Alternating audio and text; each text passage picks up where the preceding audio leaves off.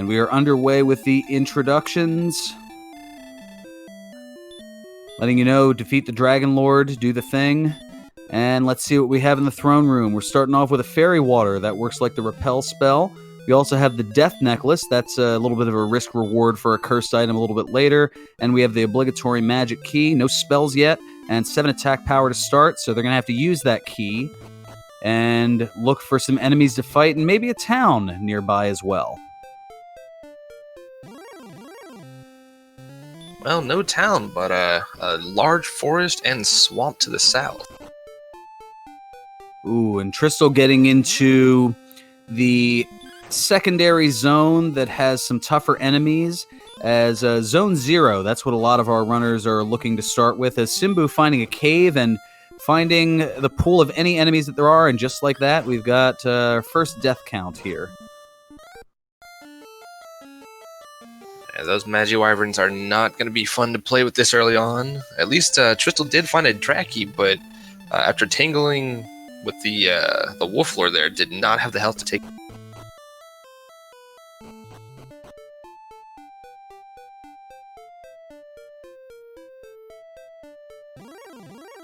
Most certainly not. And back out we go here, and now it is Simbu's turn to take on a Draki, as it looks like in the early going, it's going to be a matter of just trying to grind some enemies, get a little bit stronger, then maybe go out and venture a little bit, get some spells potentially. So our runners are looking for the target number of 5 experience to get to level 2.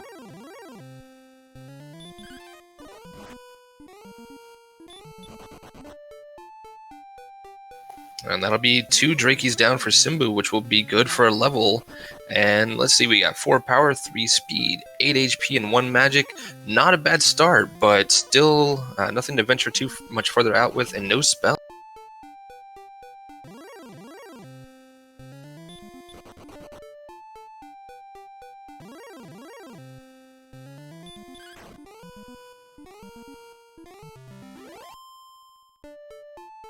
Oh boy, and Ghost with Hurt More.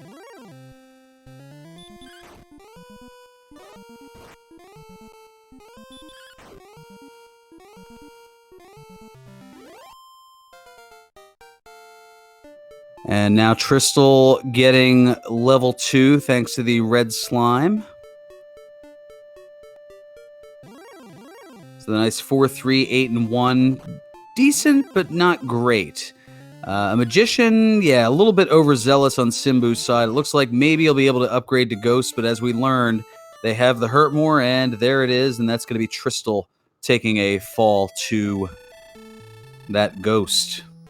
Hitting for 40, or being hit for 44 when you only have 6 hit points, not so good. Yeah, that Hurt More will certainly keep them from taking on Ghost for quite some time, and by the time they're ready to take on Ghost, well, they won't really need them.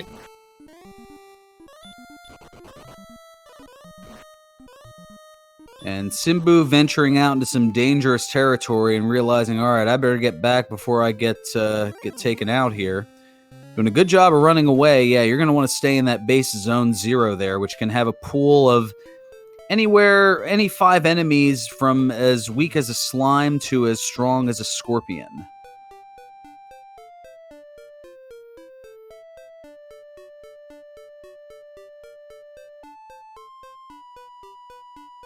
So Simbu on real minimal resources at this point. And unable to get away from the Magician.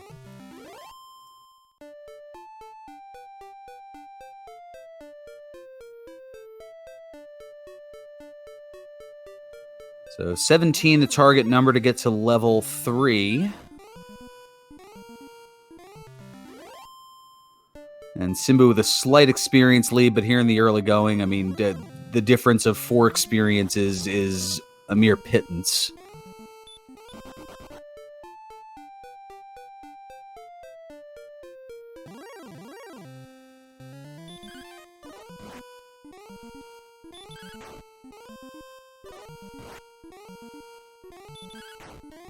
So now we're just here in the early grind. Eventually our runners are going to make their way out and try to find certain key items, as we mentioned earlier, including the Silver Harp, the Stones of Sunlight, as well as Erdrick's Token. Those 3 items, well, almost will be traded in. The Silver Harp will be traded in for the Staff of Rain, and then the Staff of Rain, Stones of Sunlight, and Erdrick's Token will be traded in for that Rainbow drop.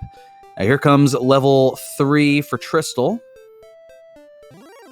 No power, 2 speed, 3 hit points, 2 magic points, and right behind him is Simbu.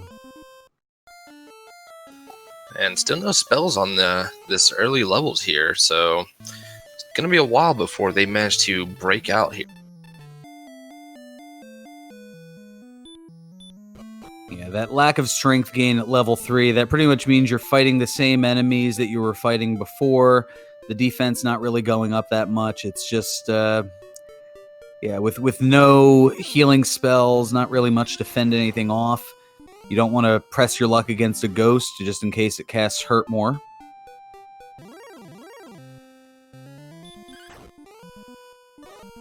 And Bryself in chat asking, what are points? You would know them as point.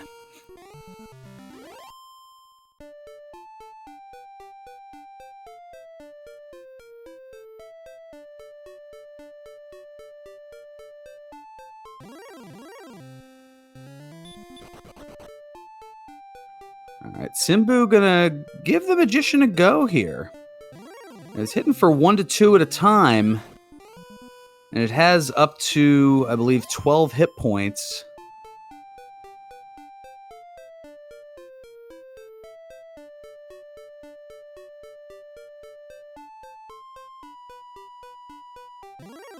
Oh, but there's a spell of hurt that we haven't seen before. And that's going to send Simbu back. And unfortunately, with having hurt and not that much HP to survive against it, I think those magicians might just be off of the table. At least in the early going here. If there's another semi-decent strength gain for level 4, then maybe. And Simbu thinks twice of it. But now, heading on out of that zone, or almost out of it there. And we'll be knowing soon enough, as Tristal is approaching level 4 here. And Simbu making the move to that cave in the swamp, and it's the Vanilla Stones of Sunlight cave, and it has a torch.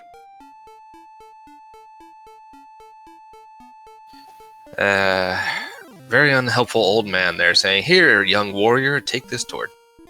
Ooh. And then there's a red dragon just striking for 53 and telling Simbu, nope, back you go.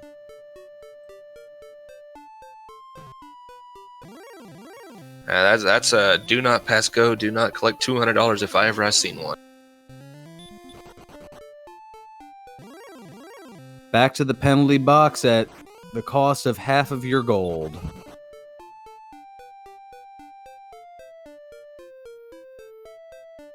And Tristal finding that spot just to the east of the castle, or the west rather, I should say, that is where that zone tends to end. Maybe just 1 or 2 spaces to the castle's west, and that's where you start to see some of those higher level enemies up to a wolf. Now here's 4. Oh, 2230 for the level. And still no new spells. They are, of course, guaranteed to learn all of their spells by level 16, but so far, with 4 levels in, we may be waiting some time to get those spells. Now, I know the odds are astronomical, but have we ever seen a seed where it's been 0 spells from level 1 to 15, and then you just get the whole shooting match at level 16? You know, we've had a lot of races, but I honestly can't say we've had one that went that far. But I know we have definitely seen some where the spells were backloaded to where it was around level 12, 13, and oh look, here's 6 spells.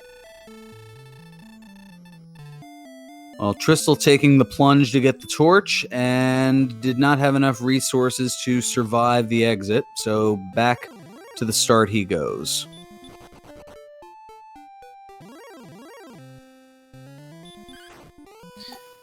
And unfortunate for Tristal, does not know what is to the west of that cave, whereas Simbu does have that knowledge right now.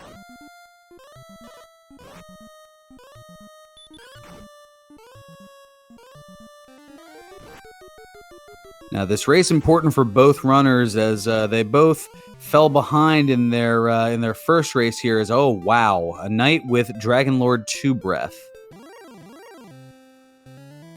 And that might just bar our runners from going further north, so you can't go north and you can't go west. Where do you?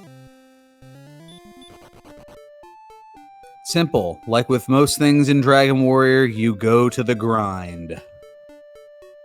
And Tristal doing a little bit of that exploration to see if there is anything better to grind. We get a little bit of a preview of what might yet be to come, just to the east there of a Sparkover Bridge, which is, of course, a one-tile piece of land with a bridge leading. And another rarity that I think a lot of the fans in the Dragon Warrior community are hoping for, or the Dragon Warrior Randomizer community, is the day that one of those Sparkover Bridge tiles is the overworld search spot. We can always hope. And here is level 4 for Simbu. Gonna be rather disappointed. Ooh, and there's that ghost with Hurtmore, and that's another death for Tristal.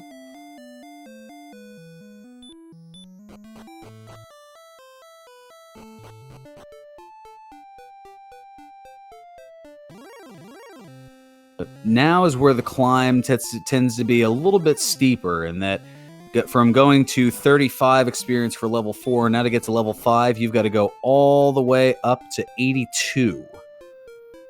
And Tristal going to make a bit of a break for it here, gets away from a Magiwyvern after taking a rather potent hit, and is not able to get away from the kid brother, the Wyvern, and the Magician sending Simbu back almost at the same time.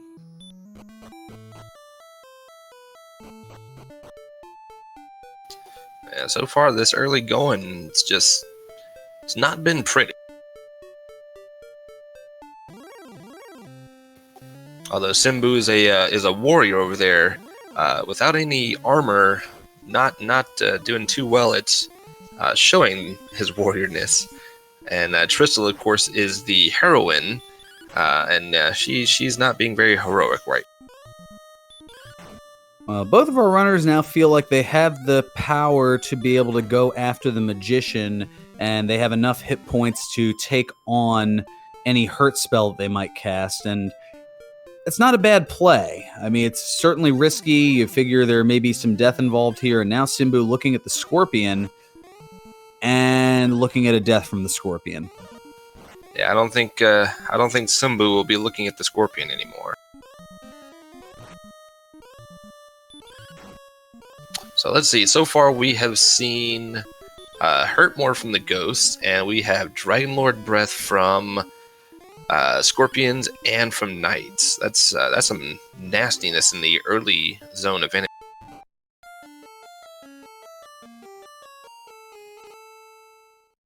And Tristal, low on resources, just going to take the intentional death.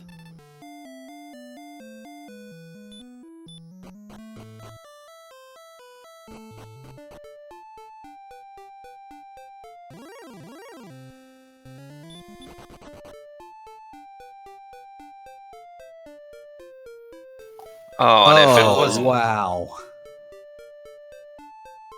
and if it wasn't bad enough that they had Hurtmore, they've got the Healmore as well.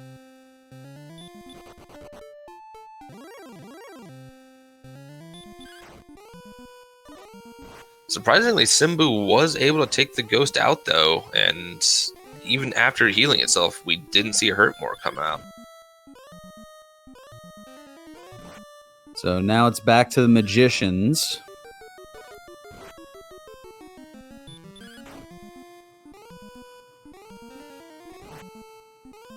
And you can see almost simultaneous in this case is now the hurt spell takes out Tristal, but Simbu able to hang on and take out the Magician. And just like that, we're down to pretty much a 1 experience point differential.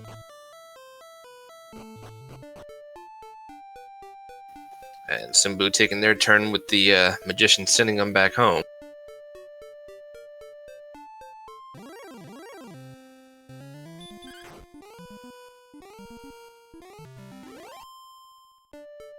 So the quest for 82 continues, and now just mere mid-double digits away. 15 experience needed by Simbu, 14 needed by Tristal.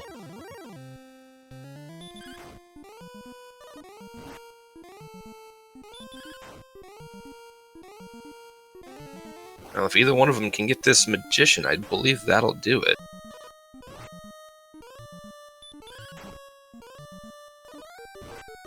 Well, it'll put him close. The Magician give 8 experience, so it'll put him up to 78. And you can see this is pretty well as even as one can get. Tristal now with the slight experience lead.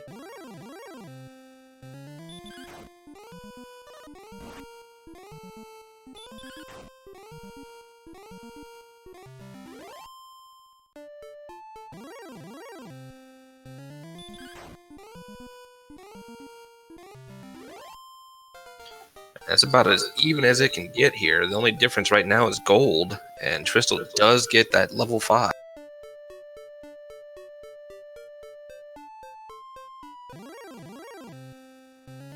8, 2, 3, and 16, but no spells to use all that MP with.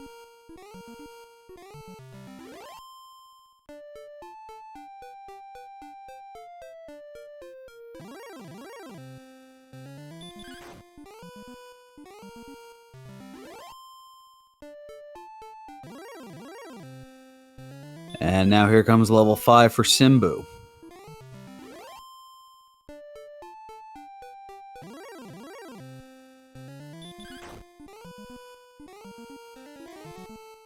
And out of resources, and Simbu's just going to go ahead and take the intentional death.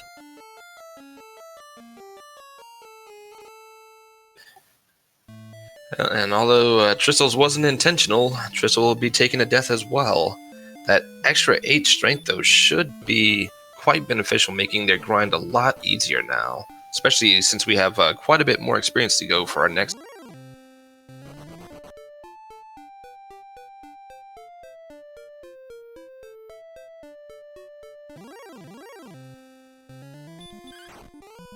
See, at 165, they'll be needing about 80 experience apiece here.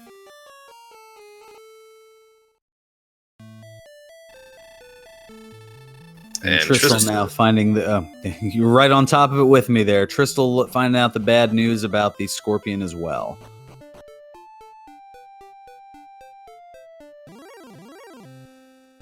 And unfortunately, those Scorpions would actually be some decent experience, but if you can't live long enough to take them out, there won't be any experience to be had.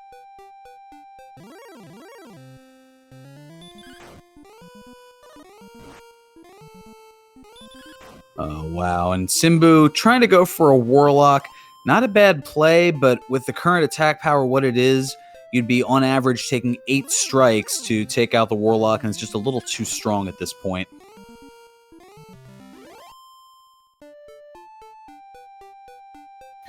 I think what would be ideal for them right now would be a skeleton if one could be found. But so far I have not seen one.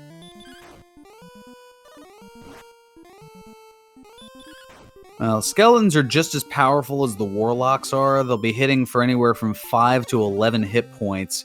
So if it max rolled 3 times, they could 3-shot both of our runners.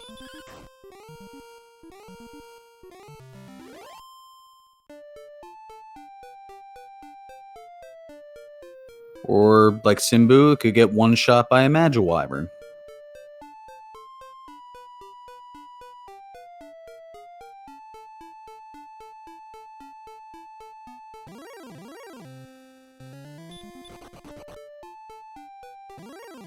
It seems right now their best option is going to be these magicians. Just kind of chip away 8 experience at a time.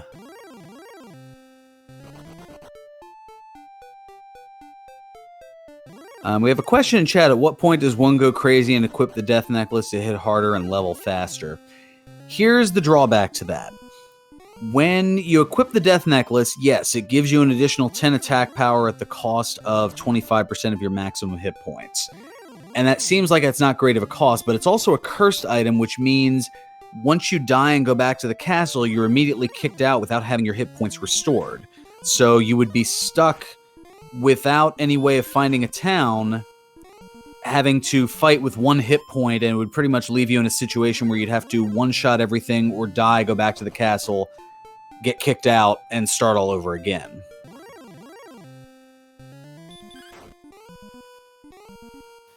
Although I have to say, it is definitely a tactic that has been tried in previous races, with donning the death necklace early and just dealing with the penalty that may come. Yeah, usually that's ideal if you have a town right by the castle to be able to heal, or if you have Erdrick's armor, the best armor in the game, where you can heal 1 step or heal 1 hit point with every step, then it's at least a little bit more viable. But this early in the game with the town nowhere in sight, no way to heal, that just puts you in a death loop that would pretty much force you to have to reset and try again without the death necklace on.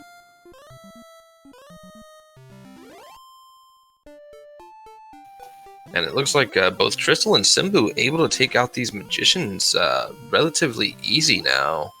And both are fast approaching level 6 with only 2 more to go for Tristal. Well, yeah, now with their current attack power, they're hitting for anywhere from 3 to 7. So on a good roll, they can 2-shot a magician. On not quite a good roll, maybe 4 at most. And here we've got level 6.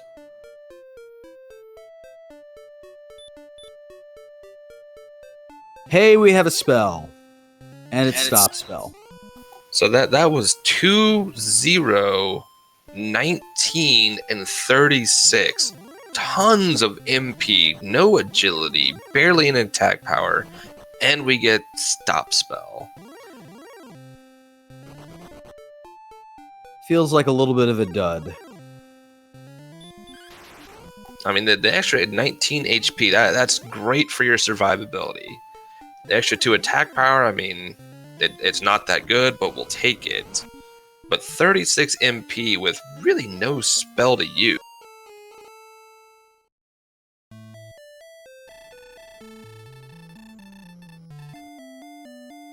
And comment in chat that the ghosts are now safe because we can stop spell them if you can get the stop spell to land.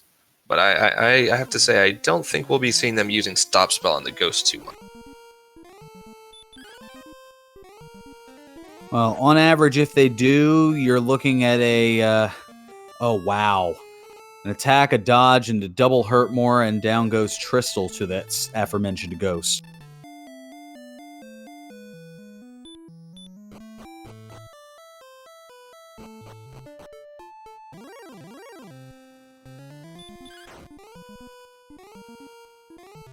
And there's the somewhat disappointing news for Simbu as well. Now the good news is, once they do have a useful spell, they will have plenty of MP for casting it. Yeah, the magic point's already up to 64, but... oh wow, able to take out the Scorpion there. There's another 16. And Tristal going for this Warlock here, which it likes casting stop spell, and he is now going to be locked in a stop spell casting loop since Tristal stopped his stop spell. So if that's being cast 75% of the time, Tristal can chip away at this Warlock and be able to get much closer to that 337 experience needed for level 7. And there it is, 28, putting up over the 200 experience point mark. And Tristal, being brave, venturing out, finds, wow, a Wraith Knight manages to get away. A gold man and gets away. has not seen what we already know is lurking over.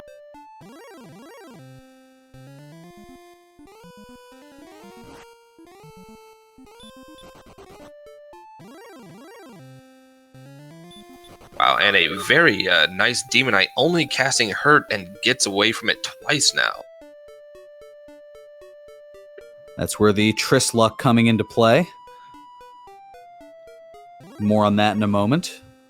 And we know Tristal has to be looking for a town here, but so far we have seen absolutely nothing. Oh, I stand corrected. There is a town, but he can't get to it because it's blocked off by swamp. A swamp lock town with minimal HP. Why do you do these things, game? And then finds a Wraith which has sleep and says, back you go.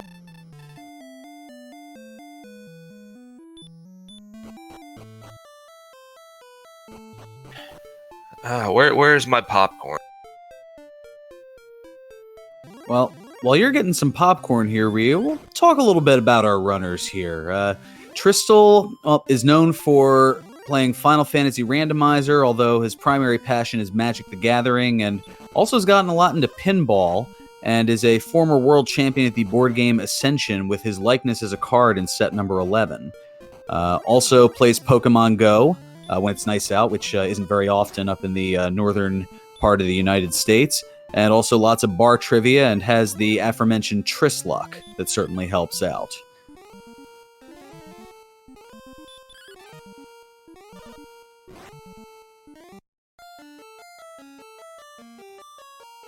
And Wraith Knights with Stop Spell. That'll be something good to know for future.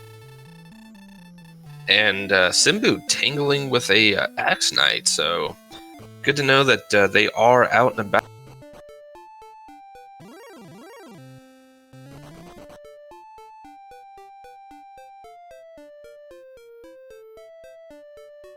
Meanwhile, over to Simbu here.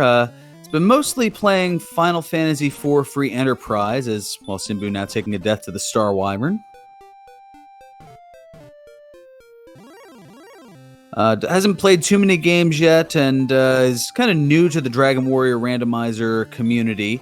Has played a few Dragon Quest games, mostly the English handhelds, also Dragon Quest VIII on the PlayStation 2, and has been dabbling with Dragon Quest XI now that it's out on the Switch, and also enjoys the Legend of Zelda series as well as the Final Fantasy series. And Tristal getting the news about the Knights having that Dragon Lord breath.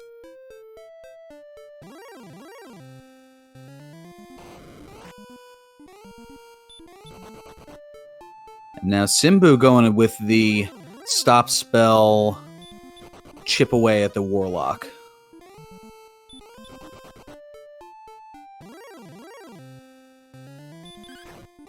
The question in chat, the numbers next to their names, that is actually their death count, the number of times that they've died and gone back to the castle, which is now evened up at 15 thanks to the Dragon Lord 2 breath from the Scorpion.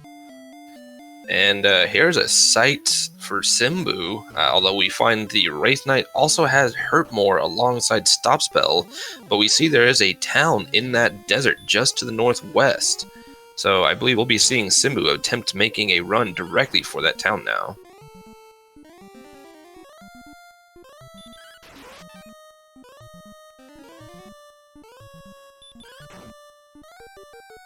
Now, when looking for that town, you have to, at this point, you got to be hoping for, I don't know, maybe the town of Cole, so you have a searchable.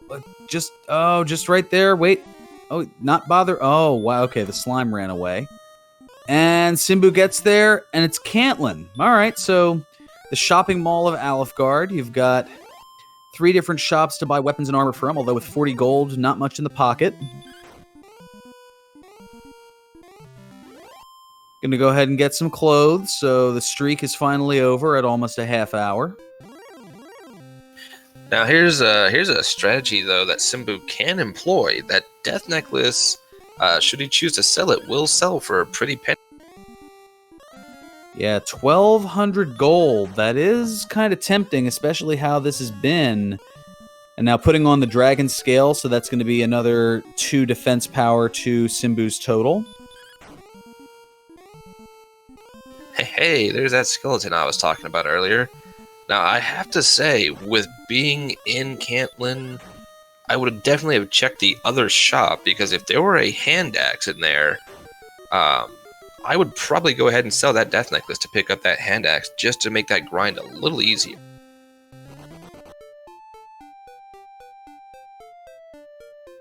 Yeah, it's certainly not a bad play. I mean, it's a risk later if the strength gains are still fairly minimal. I mean, our runners are only at 23 strength at level 6, and ooh, there's a hurt more from a Wraith Knight.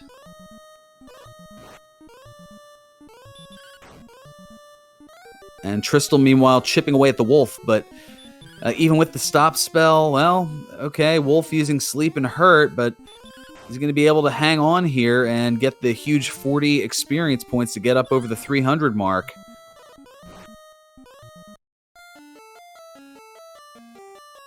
Oh, he's not. Not this time. Good strategy to employ there. Looked to be at least 50 on both the Sleep and Hurt cast, though. Certainly not a bad idea, but given where their strength is, I mean, you're averaging 2 to 4 hit points on a Wolf, and with it having up to 33 hit points, you're looking at an average of maybe 11 strikes to take it down.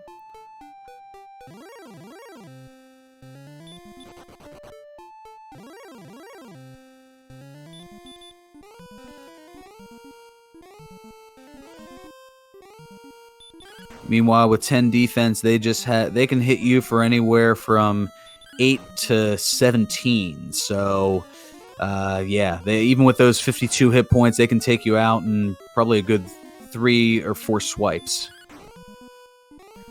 And Tristal going at it again with this Wolf.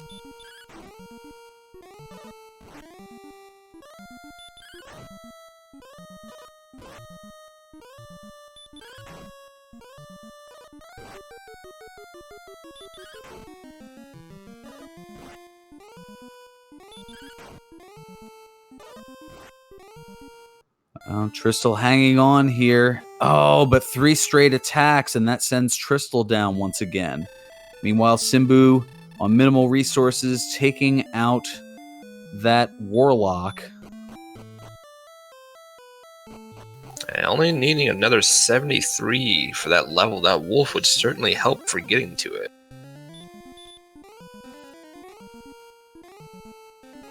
Oh, Simbu, no. Okay, maybe you were just going for the intentional death there, but yeah, very lofty goal to go for the Droll Magi at this point of the game.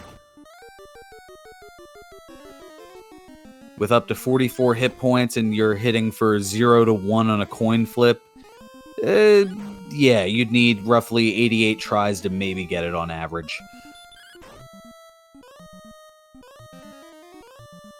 And Simbu going for the Wolf now. Did not see a stop spell come out, though. Well, they may see it come later. Oh, no, he's just going to go ahead and swing on through. Rather brazen. And slept and wrecked. Thou art asleep, and thou art dead. And Tristal gets that same sentiment from the Wolf. Yeah, it might behoove our runners to stick with the Warlocks, as they've been casting Stop Spell a good bit. It's a nice enemy. Sure, it's not as great as 40 experience, but 28 at a time, you can whittle your way at that. It's a little bit fewer HP than the Wolf, only up to 28 as opposed to 33, and it's just something that the battle is definitely worth it. And at this point for Simbu, all he would need is 2 Warlocks to get to level 7. And looking at the stats on that Wolf, 50% sleep, 25% hurt. Definitely seem to be casting it quite a bit more than that, but with those chances, you would either need a lot more Tristluck or perhaps a critical hit to take one of those out right.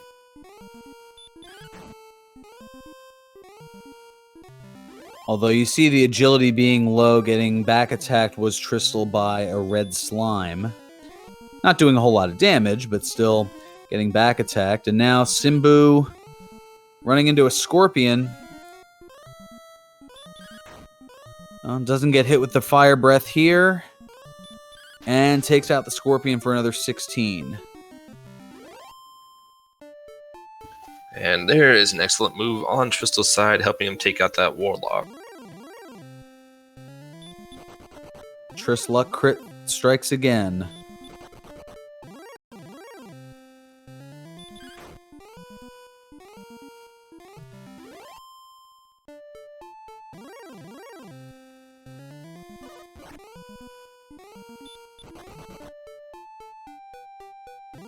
And an ambush from the wolf, and it looks like Tristal has indeed given up on those wolves now.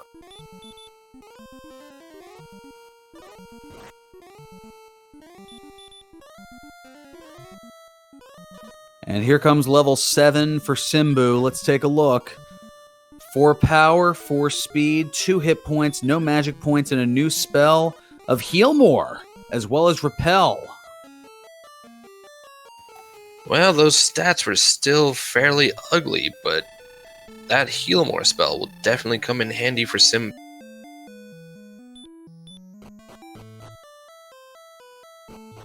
But Simbu won't be able to heal more of that. I'm going to say, unless, of course, something like that happens.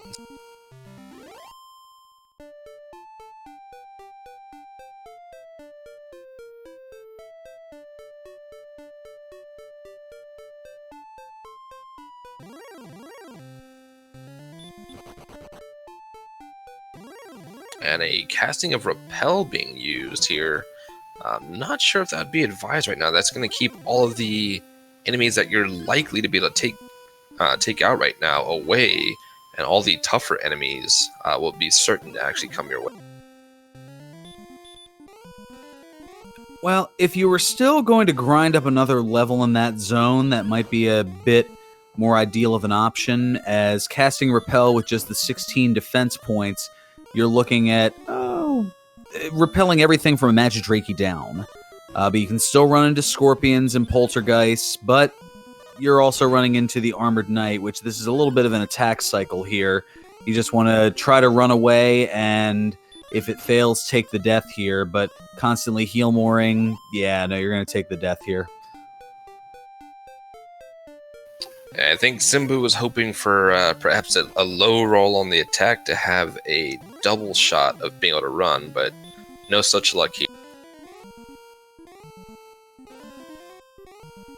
And I believe with this Warlock, Tristal will be hitting level 7 as well. Now, Tristal has the knowledge that there's a town through that swamp to the west. I wonder if we'll be seeing Tristal head that way with the spell of Heal More into.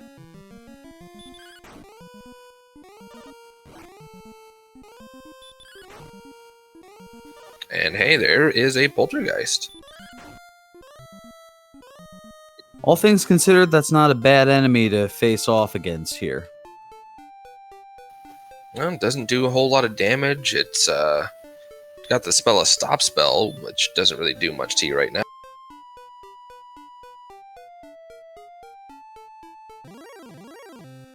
And that is level 7 for Tristal.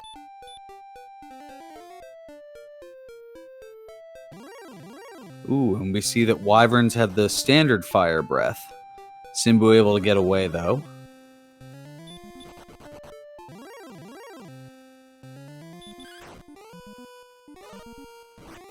Tristal also donning the Repel spell and heading north.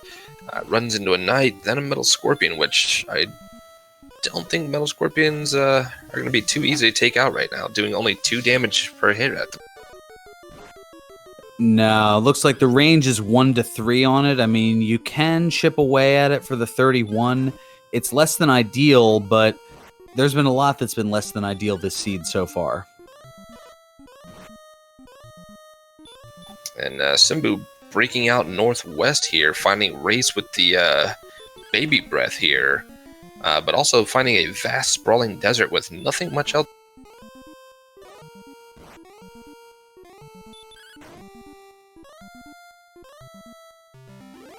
Well, Simbu tried to attack there. I'm wondering if that was a keying error, as at this point, yeah, only hitting 2 to 5, might have to 12 shot it. Oh no, there's the sleep.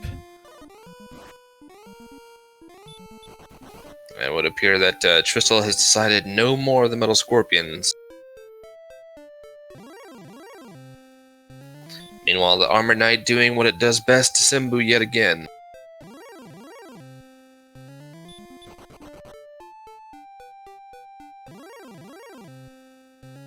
And Tristal running away from a Druid Lord. I actually would have given that a shot to see what it had.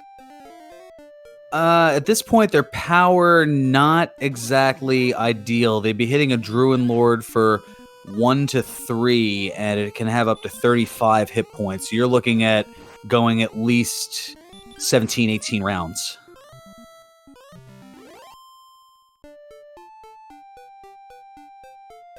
Well, we do at least get to see a Druid exist and gets taken out, and we have a second town on Tristal's side. And look, it's your favorite town.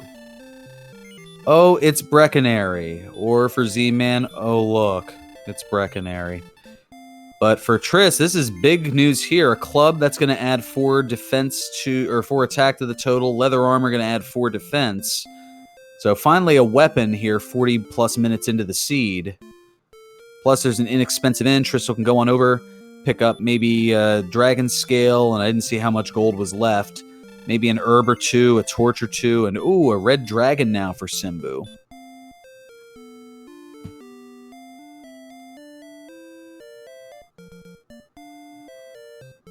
Yeah, we got the Dragon Scale. It does not look like we're gonna get any herbs, or at least it's not until after a nice rest at the very cheap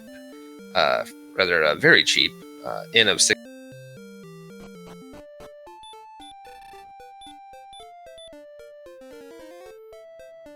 Yep, one of the great advantages to Breckenary is the least expensive place to replenish your hit points and magic points. Just 6 gold. And with it being out in the middle of nowhere, don't think we'll be seeing it again. Oh, Simbu, meanwhile, keeps running into all kinds of trouble trying to cross that desert. This is now, I think, the 3rd straight attempt to cross into death to either a red dragon or an armored knight. And there is Cantlin being spotted by Tristal. We'll see what he decides to do in the shopping mall.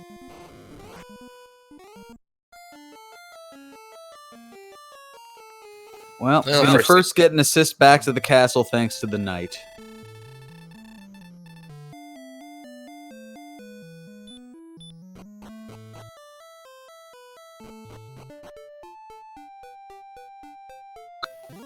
And I'm going to say we may get to see Simbu, who actually miraculously gets away from the red dragon there.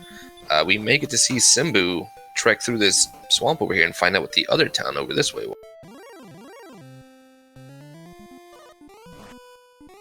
That's right. Simbu did note it a long while ago, probably a good 25 minutes ago at this point. But now going to go toe-to-toe to having the spell be stopped.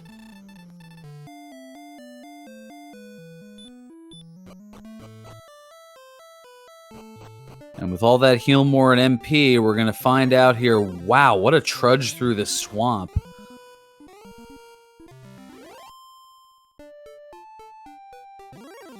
Boy, that is a long way around to get to that other town, too. And a gold man gonna punch Simbu.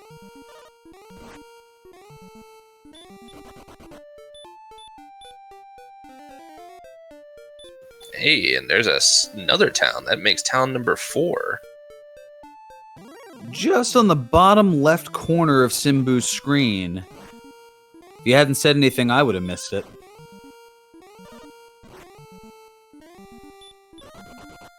The question is, will Simbu get a way to get to either town, this Magiwyvern being rather problematic? And he's running low on his resources. Only 2 heal mores left.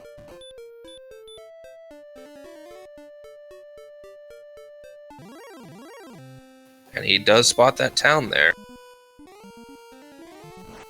Oh no! Oh, wow, a werewolf back attack. Oh, and the werewolf takes him out one step away from the town. Well, we'll have to see what that town is later.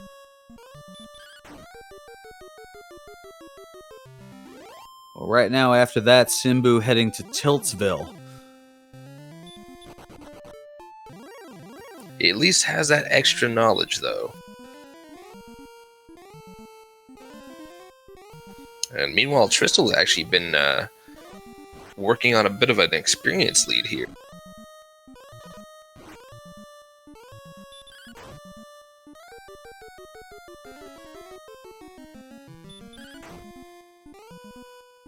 And this is the classic tete-a-tete, if you will, that goes on as far as Dragon Warrior Randomizer. The debate of exploration versus grinding.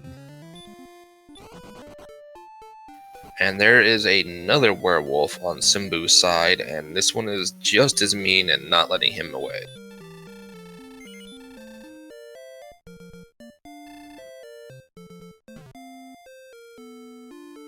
And Tristal will go ahead and make a note of the silver shield here in Cantlin, so no trek back to Breckenary will be needed.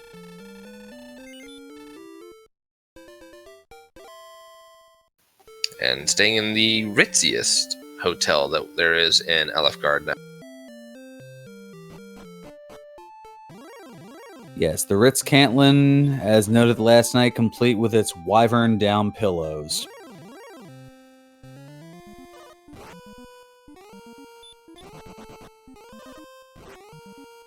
I wonder if they have Wolflord blankets.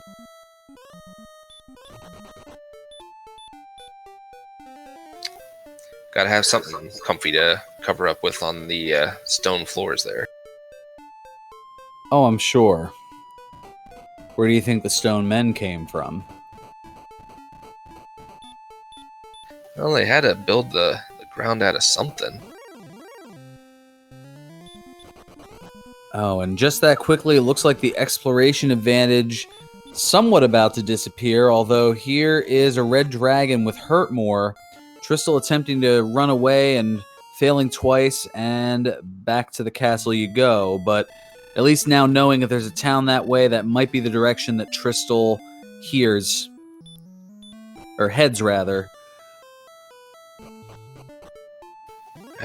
If the red dragons weren't bad enough as is, they gotta have Hurtmore too. Yeah, just that's why they're known in the Dragon Warrior Randomizer community as the fun police. Because when they show up, the fun tends to stop, as both of our runners have seen. I'll say this for sure. If I didn't know better, looking at the death counts, I would think we were in a chaos seed here. Yeah, the two runners combining for about a death a minute.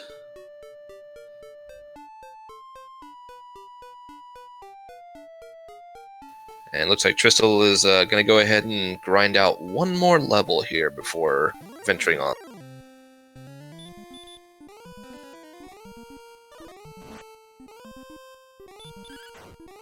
And it would appear that Simbu had the same idea.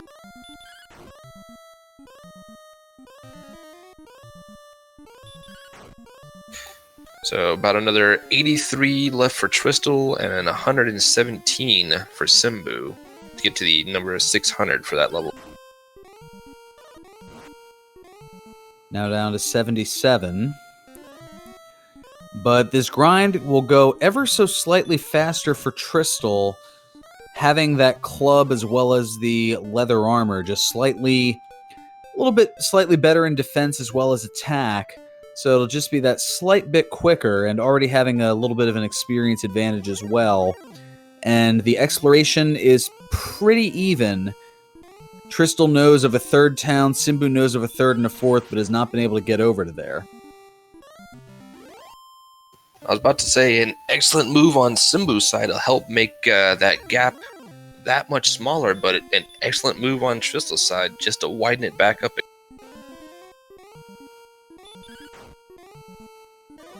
Just gives you an idea of how easily and evenly matched these runners are. As just throughout this entire tournament, there have been a lot of matchups where it's just been down to the wire. It's been extremely close throughout. And this is another example of it here. And now here comes level 8 for Tristal. 4, 2, 22, 2, and still no spells.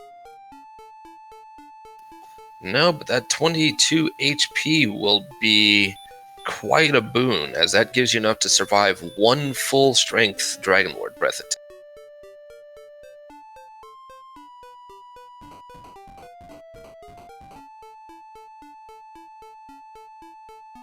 And Simbu's going to be just shy of that here, although nice critical hit on the Warlock, and that'll put him 5 away from the level. And Tristal gonna attempt the Wolf Lord and gets hurt more for his effort.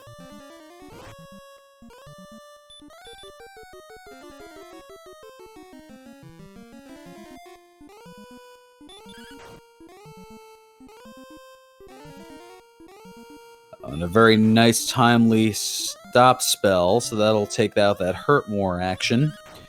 Now hitting for 4 to 8 on the Wolf Lord, so it's probably going to take about 7 hits. Maybe 8 if he keeps low rolling with the 4s here. And it looks like those Wolf Lords have about a 75% chance on the cast of hurt more as well.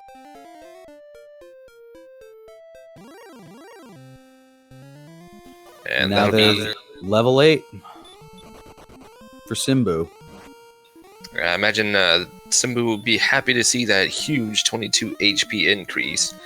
Star Wyvern on Tristal's side now. With the spell of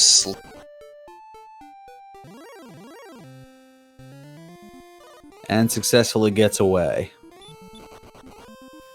I have to say, I have no idea how they're managing to run from Star Wyverns, Demon Knights, the Red Dragons. With this low agility, the run chance has to be fairly small.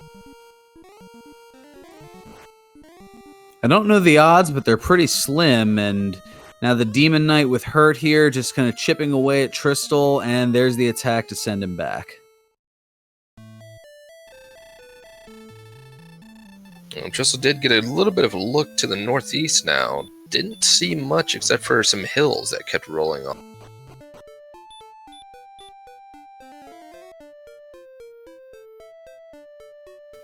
So far was seeing Breckenary and Cantlin. That leaves only a few towns left. We only have Cole, Remolder, Garenham, and Hawksness. And with 2 towns being spotted by Simbu, it's entirely possible that one of the 2 towns that is left could indeed be Remolder, giving Simbu an advantage of keep.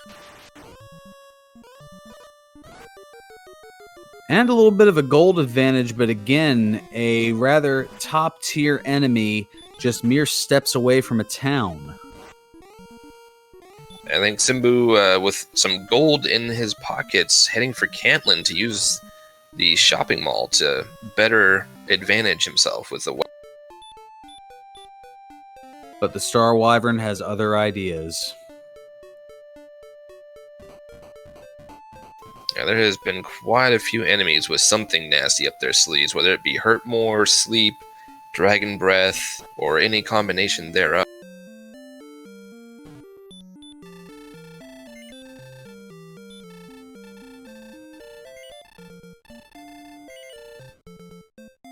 And there's an upgrade to a copper sword on Tristal's side. So that will add another 6 attack power. Every little bit of attack power you can get will definitely help, and Tristal running into that red dragon with hurt.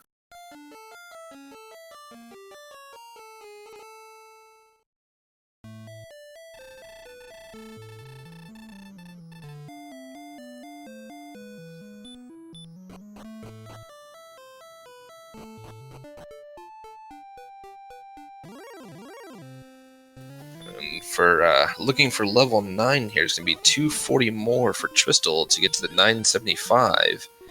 So, not too bad a grind if he were to keep at it with these wolves, which he may do. Simbu thinking about it, going for it, sees the hurt more. Realizes that a stop spell would be ideal, but goes for Heal More instead.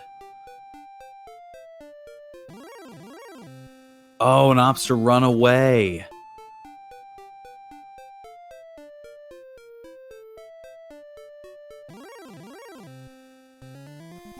Ooh.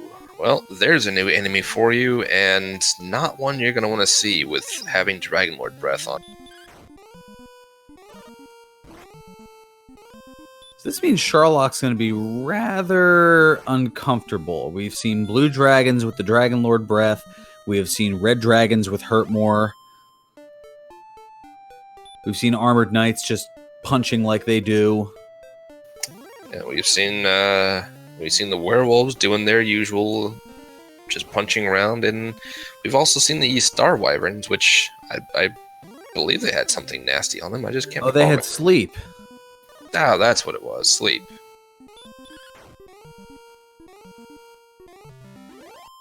And the Stoneman for Tristal, but does get away. So far, we have seen just about everything that can appear in Charlock, except for, I want to say, we have not seen the Wizards, and we have not seen the Green Dragons or Golem. And I think at this stage, our runners would be more than happy to not see either of those for a while. Most likely not. So we do see a divergence in exploration paths. Simbu heading back. Well, speaking of that green dragon, 40 slip of the tongue.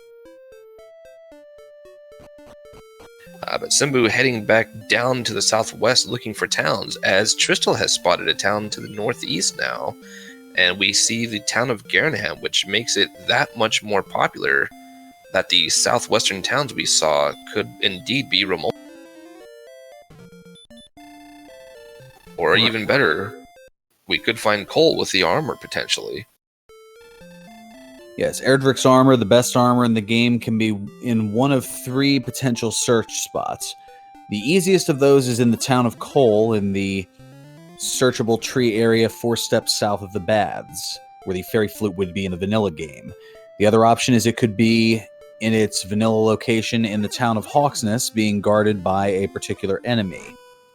Or the third location is where the token would be in the vanilla game, Erdrick's token, and that is somewhere on the overworld map, but this is Randomizer, so the location of that search spot is randomized, so it's not going to be the 70 and 40 that you're used to from the original game. At least not very likely. Oh boy, and Star Wyverns with the Diet Wombo here of Sleep and Hurt More. Taking out both of our runners. Those are going to be some really nasty enemies to have to fight in Charlock.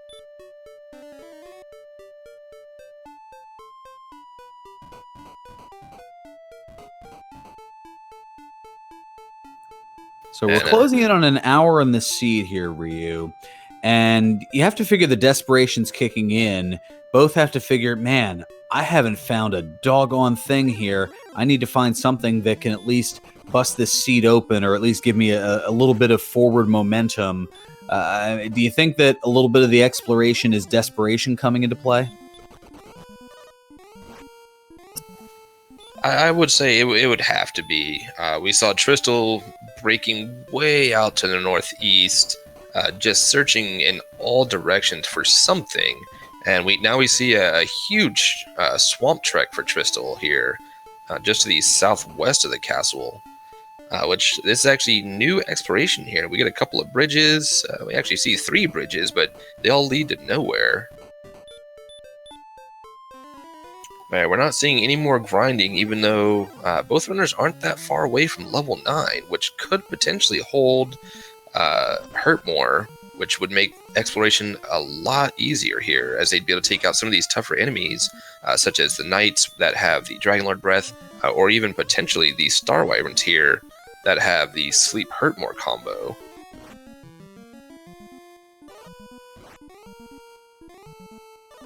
Well, it looks like the strategy for both is run from the enemies that you can't beat and beat on the enemies that you can and get a little bit of a grind going there. So the Warlock certainly is ideal, as it has been for a little while, for at least for Simbu here, trying to get that little bit of extra exploration in and perhaps get back to those towns. Oh, and Simbu trying for a stop spell on the Star Wyvern, gets hit with a Hurt More. Gets it this time. And it's punched for, or rather pecked at for his efforts.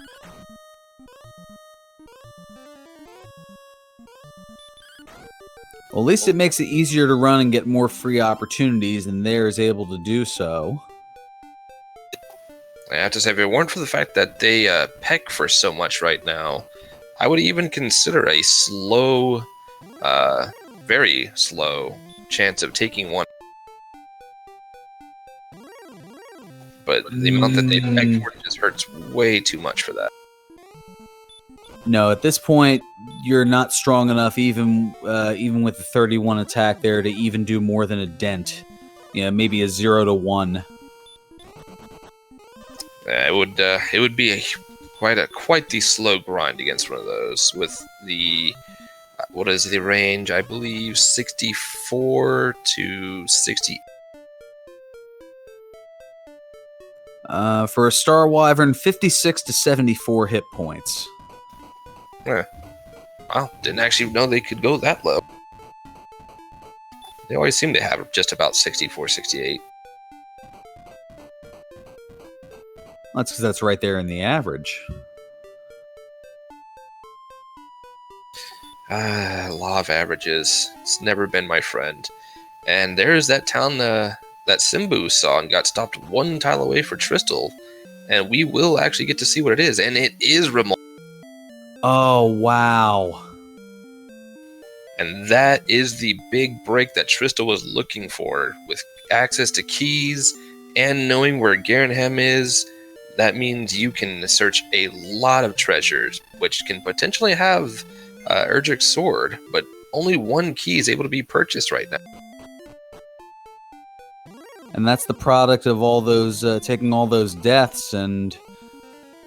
Well, now with that key in the back pocket, not even able to check what's in Rimmeldar, so if that has a key item, or if that has even Erdrick's sword, not able to do so because it's locked behind 2 doors, and I think Tristal's about to go back to the start. No! Wakes up with 1 HP, gets the heal more off. Still having trouble getting away. Uses another heal more. And finally gets away.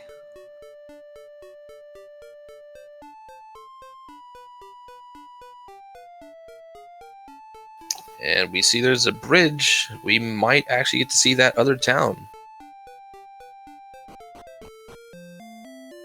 There it is, and it is coal. So a beeline for Tristal over to that searchable spot, and we have Erdrick's armor. Now that is going to be a huge break. The best armor in the game. It just has so many different properties. You heal 1 hit point for every step that you walk. It obviously is the strongest defense. It's got 28 defense to your total. Also, in addition to that, it negates the spell of Stop Spell, so those enemies that were casting Stop Spell, that won't be an issue. Plus, it reduces the damage of the Fire and Dragonlord Breath, as well as the Hurt and Hurt More spells by 1/3.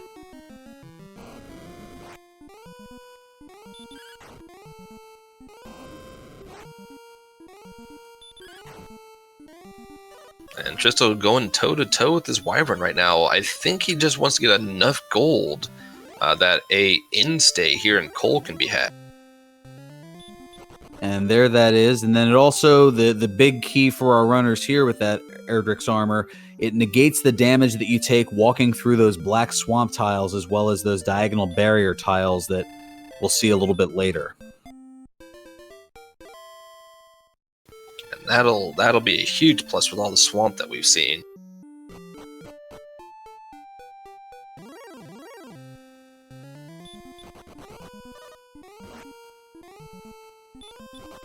And it makes you wonder what could have been if Simbu was only able to make that one extra step to get into Rimmel about 20 minutes ago.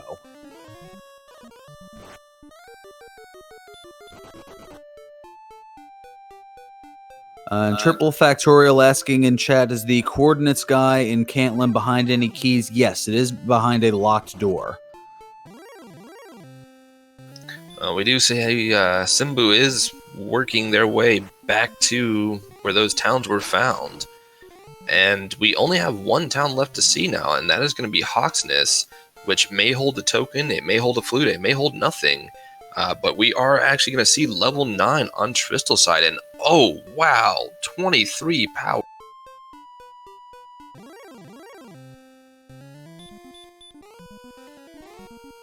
An additional 3 agility, 2 HP, and 3 MP, but 23 power is going to really help out with these enemies.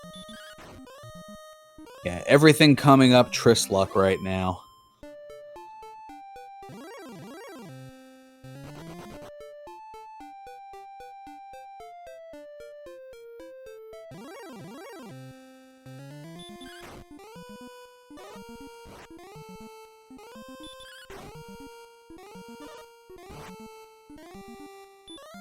And here's Cole for Simbu, not to be outdone. So Simbu's going to have their armor here in just a moment.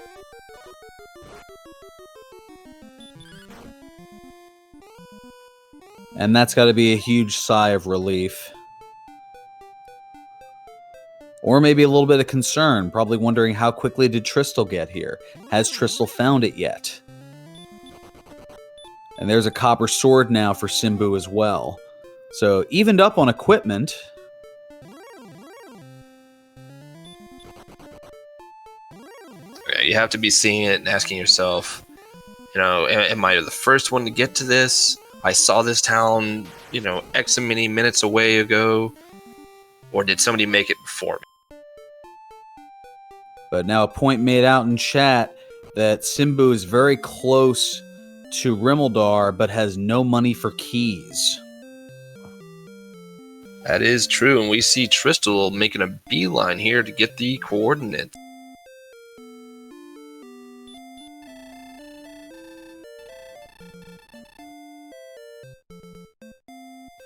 And thou must go and fight, no search item. So what that means is either the Fairy Flute or Erdrick's token is in a treasure chest somewhere.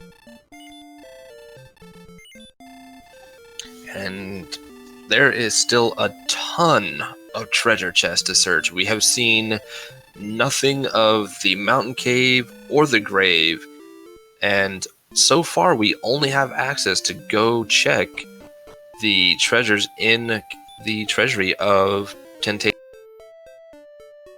Yeah, at this point it might be easier to see what treasures we have found, because that'll be a lot quicker. The throne room and the Vanilla Stones of Sunlight Cave. That's it.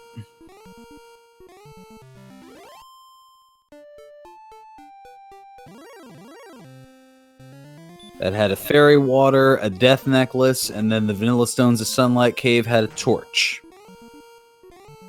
And Simbu was trying to get to that town, looked to be one tile away from it again when a Star Wyvern said... Now, is that the same town? Was that Rimmel twice now that he has been kept out of? That was Rimmel twice now. Oh my goodness.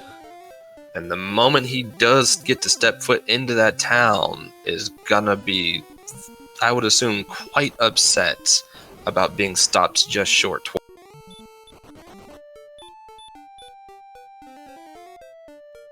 And looks like Tristal is going to go ahead and head for Garenham first. So that'll be 3 treasures plus a cave.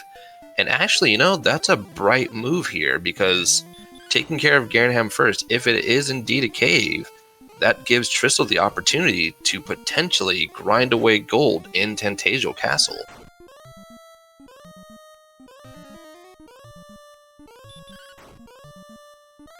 Yes, as that could potentially set up a treasure chest glitch, which now seems like a good time to talk a little bit about how that glitch works. You see, treasure chests respawn every time you go to the overworld map, but due to the programming limits at the time the game was made, the game only tracks up to 8 treasure chests as opened. Every chest opened beyond that 8th chest can be taken over and over again. So usually you'll see this done by taking at least 2 treasure chests from a cave, death warping back to Tangential Castle, and the 3 chests that are in the throne room, they're marked as taken so you don't take them more than once.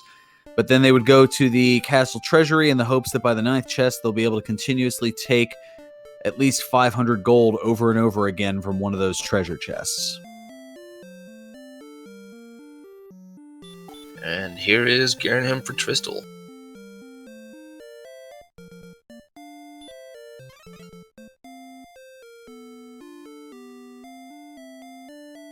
So through the door, and we've got 3 chests to open here. There's a set of wings.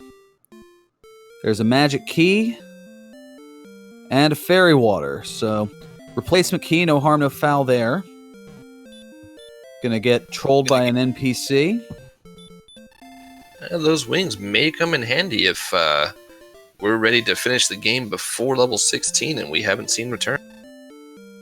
Especially with so far, we have seen hide nor hair of Charlock, so it could be quite a bit away.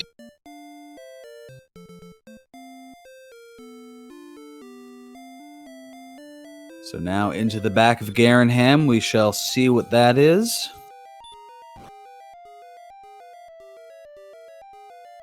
It is Garen's grave. Good thing we got that torch for the Stones of Sunlight kit. And up top here, we've got a torch. We've got Erdrick's sword and the cursed belt. Oh man, Tristal has got to be feeling good right now. The best weapon in the game. It adds 40 attack power to the total. You can see jumping up to 94 attack already. And now is able to take on some of these enemies like Magi Wyverns. And that's going to get level 10 for him. 2 power, 26 speed, 6 hit points, a magic point, and we've got the Spell of Hurt. Well, there's some of our agility we've been missing out on. Now, the other thing with that agility, the way it's calculated is half of your agility goes toward defense points. So whatever that number is, divide it in 2. So that's 28 base defense plus your items. As now up to level 9 goes Simbu. But there's another red dragon. Simbu will be happy to see that strength increase, though. So yeah, for every 2 agility, as noted by Jerry Gamer in chat, 2 agility equals 1 defense point. So that's, in Tristal's case, 28. Plus the 28 from Erdrick's sword makes 56. Plus the 2 from the dragon scale, that makes 58. And we are going to see the deep dive for the grave here on Tristal's side. And I imagine Tristal will go ahead and take the quick death back out once all items have been acquired.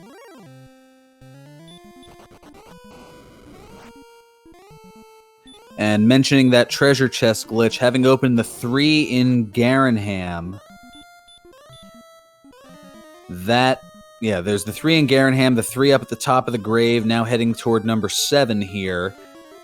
If all 5 chests in the grave are opened, then the death warp back to the castle, that definitely activates the treasure chest glitch, so any of the 4 chests in the treasury could be potential to take over and over again.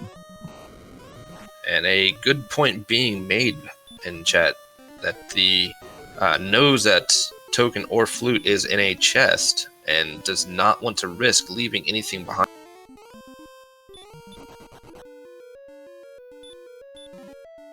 Yeah, we still have a lot of key items in treasure chests here, and there's some big bucks in the 4th chest in the grave.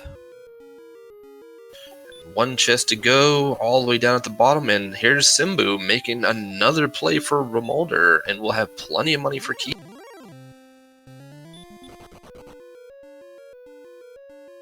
But is slept by a Wraith. And tries attacking it, feeling a little bit braver with some of that newfound strength. The newfound strength and the newfound armor. Well, he does go ahead and get it taken down. Last heal more here for Simbu. Oh, and it's another Star Wyvern with sleep. Oh, come on, wake up. Okay. Oh, he doesn't get away.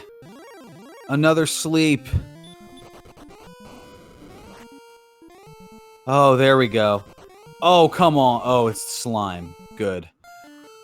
And he goes ahead and punches the slime in frustration. That poor slime. Oh, and I think Tristal dying to a knight here before getting to see that last chest at the very bottom of the... Yeah, Tristal unable to open that last chest, but the treasure chest glitch is activated. So let's go ahead and see what is in the treasury here. You're going to see all kinds of weird stuff here.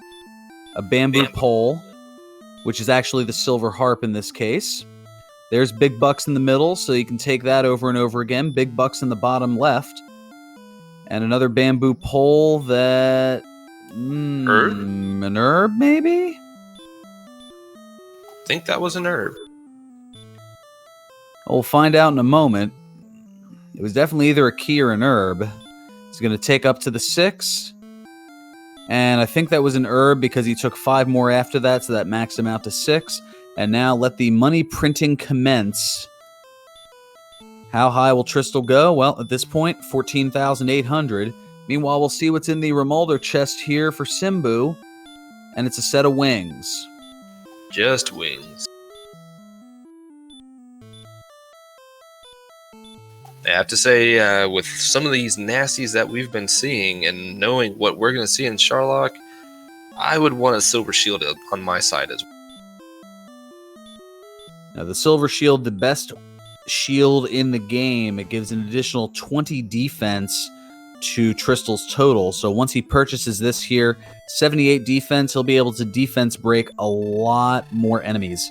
Oh, as a blue dragon, Simbu unable to get away, and that's going to be another death here.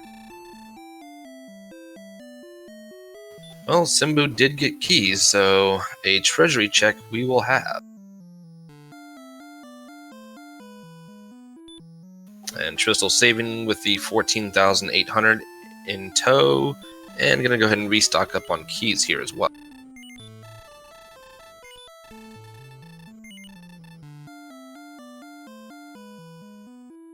And Simbu confirming at that bottom right was indeed an herb.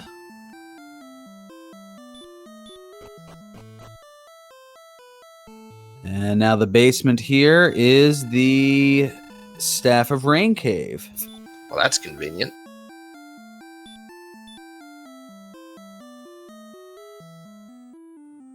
And In fact, the silver harp just, right up in the treasury above. And the treasure chest glitch for Tristal still active, so he could have had a spare Staff of Rain should he chosen to take.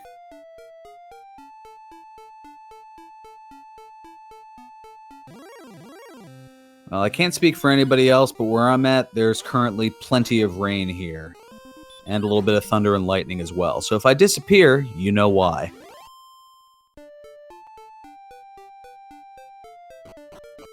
Well, I have to admit, I wouldn't mind a little rain here to cool things off. It's been 100 plus the last few days.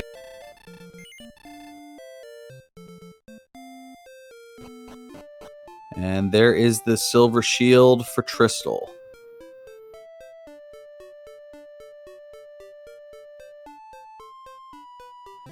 Now, I mentioned defense breaking a moment ago. Now, when your defense points are the same as or higher than an enemy's strength, a different attack range is calculated, resulting in you taking less damage and in some cases even 0 hit points.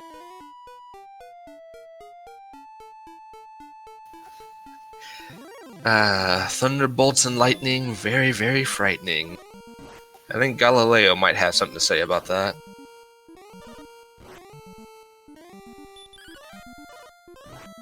You know, I saw the question in chat of is it very, very frightening, and I attempted to put that together, but I was also talking a little bit about defense breaking. And now Simbu is going to find out that there are no coordinates.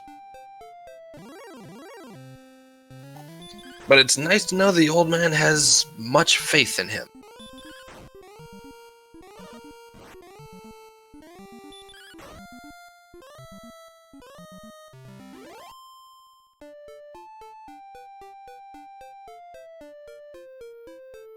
And apparently the lightning not only affecting me here is another race that's scheduled here this evening, or it was supposed to be scheduled in about 38 minutes or so between Lavkian and Empty Eye. Empty Eye running into the same concerns of losing a power in mid-race during the storms.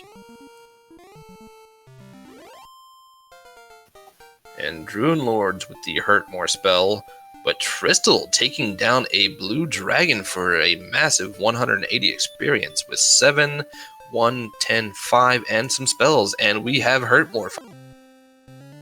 Cue up that fire mojo motif there. There you go.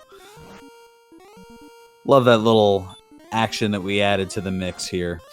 So Hurt More, when that's cast, that'll do damage for anywhere from 58 to 65 hit points. And you can see one-shotting a werewolf there for another 95, and Tristal off to the races. And we have Captain Uhu and the tie-dye guy to thank for our lovely layout here, along with all of the fun little animations such as the rain that you see on the staff and the fire when Hurt More comes.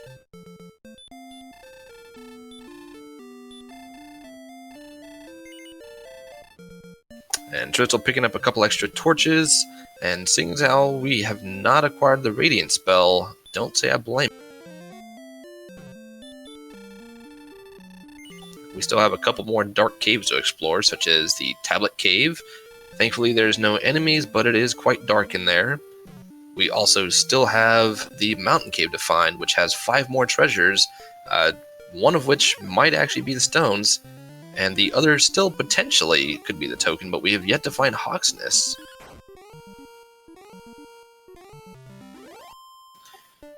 So lots still to be found. Oh yes, much to be found. And Simbu finding the town of Breckenary and taking advantage of that cheap inn, and that's probably about all that we're going to see.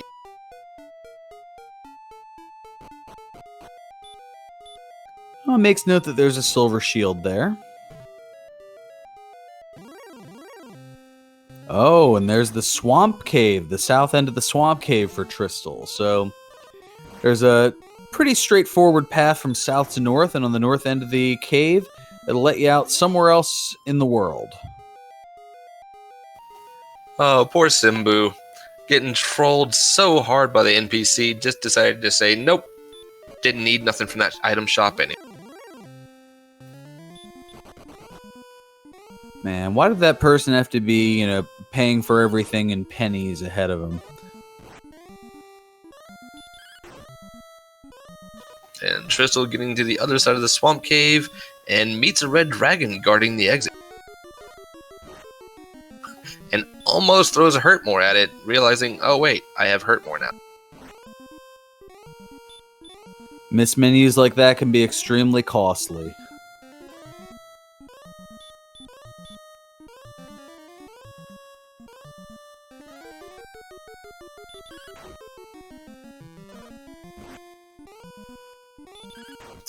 And getting tired of the red dragon not letting him run away, decides he's just going to go ahead and beat him. Oh, and look, we were just talking about missing Hawksness, and it appears that might be the only thing we have on the other side of the swamp cave. Yeah, it looks like a very small island here, as Simbu now trying to fend off an armored knight.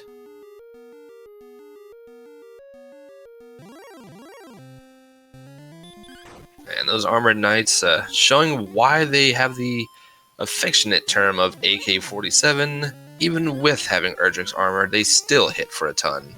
And we have our first Drakima. Don't get to see much from it though, as Tristal quickly takes it.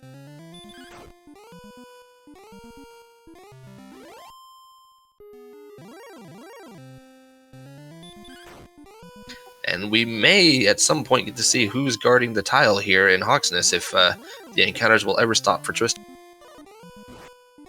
Oh, there it is, and it's the aforementioned Armored Knight.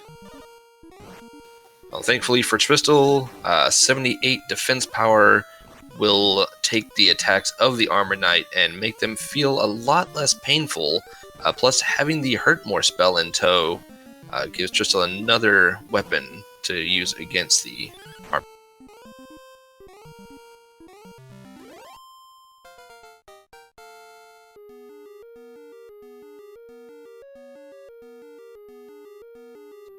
And just like that, there's level 12 for Tristal. 10, 3, 1, and 4. And it's the Fairy Flute. Oh boy, if you're Tristal, you have to be sweating now, hoping there's tons more chests out there left to find. There's one I left back in Remolder. There's one that's still hiding in the bottom of the grave, but I still have 5 more in the mountain cave. I just need to find it, and oh hey look, there. Well, that'll take away a little bit of the perspiration here. But you have to wonder, if the token is deep in Garen's grave, how much of a backtrack is that going to be? And we now have Simbu finding Charlock Castle, the Big C. So it looks like everything is on the first continent here, aside from the mountain cave in Hawksness. The only things we're still missing is going to be the Rainbow Drop Cave, also affectionately known as the Jerk, as, well, he likes kicking you out if you don't have the token. We have a Stones of Sunlight find for Tristal.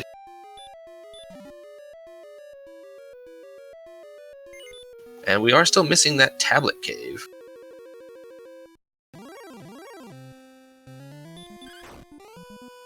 So the pieces of the puzzle starting to come together here almost 90 minutes into this seed.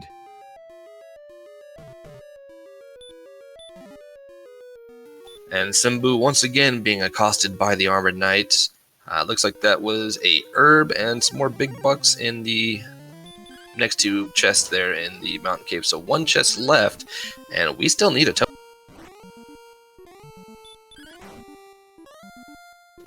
And here's the thing. We know what's hiding in the Remolder chest. It's just some wings.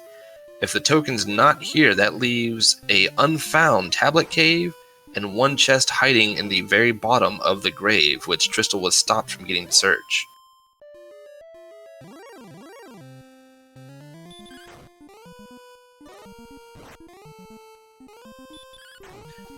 And a question in chat, did Tristal drop the Dragon Scale? He did indeed, but due to the programming of the game, you do not lose its benefits after dropping.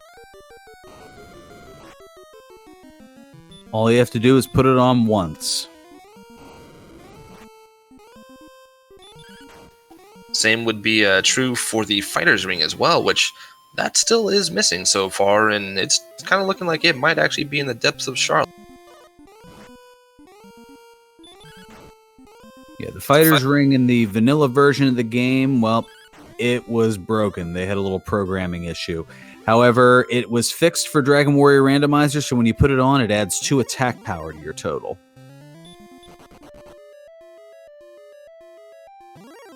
And only more big bucks to be had in the mountain cave. So that narrows Erdrick's token down to 2 treasure chests. It's either in the yet-to-be-found Tablet Cave, or it is deep in Garen's grave. And speaking of Garen, there is Garanham for Simbu. And I have to say, Simbu would be quite a bit more aptly equipped here to dig into the grave. Now, this would be the perfect opportunity for Simbu to catch up here if in Garen's grave it is, in fact, the token deep in there, and Simbu's able to full clear that cave, potentially do a gold grind, get the silver shield, and next thing you know, he's fully equipped, And that's one less search that he has to do, and that can make up some of the time here for Tristal having to potentially double back.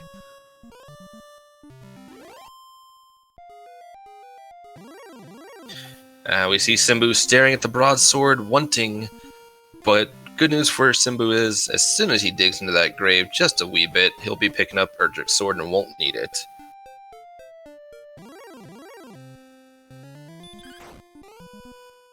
Well, looks like there's a little more to this island of the second continent here than Tristal had realized, and perhaps maybe that tablet cave a little further along the path here.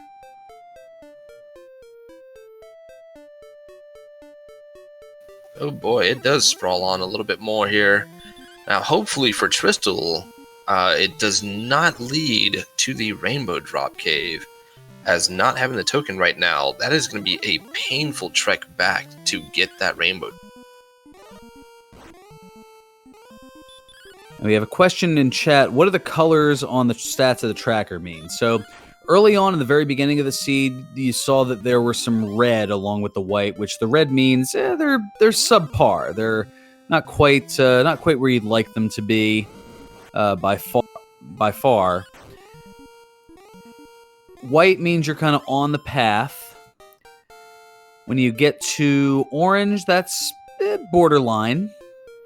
And then green, that means, all right, we're in good shape here. We're just about ready to go. And speaking of that green, 117 HP is Tristal at level 13.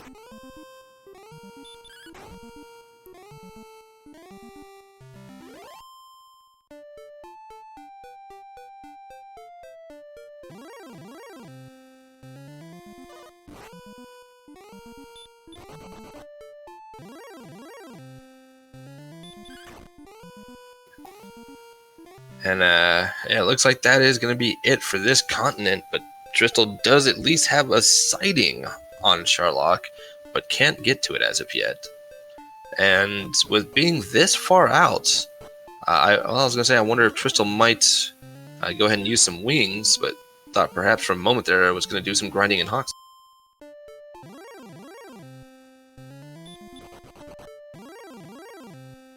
Oh, well, the good news is Simbu was able to find Erdrick's sword. The not quite as good news, another death to a blue dragon. And no deep dive being done on the grave as of yet. We may get to see who is guarding the princess here, though, although we will not see a rest. Now, it looks like Tristal is just kind of beelining it back to the first continent through the swamp cave.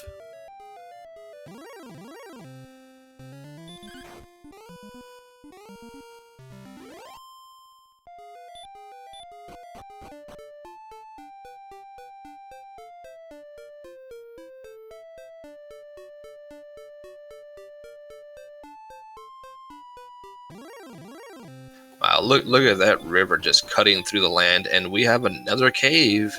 Is it the Rainbow Drop Cave, or is it going to be the Tablet Cave? Oh, it looks like it's Tablet. This could be good news for Tristal here if it happens to be the token. If not, then that will confirm token would be in the bottom of the grave.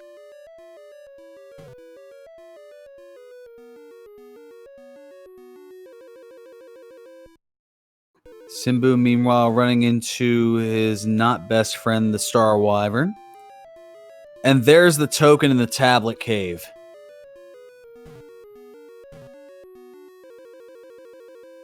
Yeah, Simbu's been having a lot of trouble running into some of these more end-game enemies that are going to be found in Charlock. But still getting the exploration going, has seen what's in Garnham, may actually go ahead and dive further in, whereas Tristal now is going to be just searching for one more cave and has to be having a sigh of relief knowing that, good, missing that chest in the bottom of the grave didn't hurt me, and well, the search for that cave is done.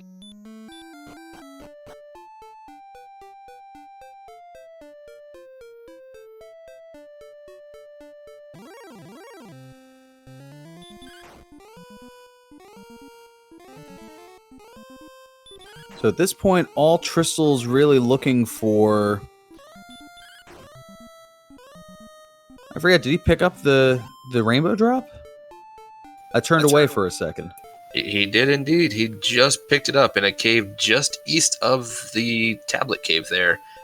And we get to see that spark over bridge, but Tristal decides not to go searching it. That's quite unfortunate there. Run invalidated.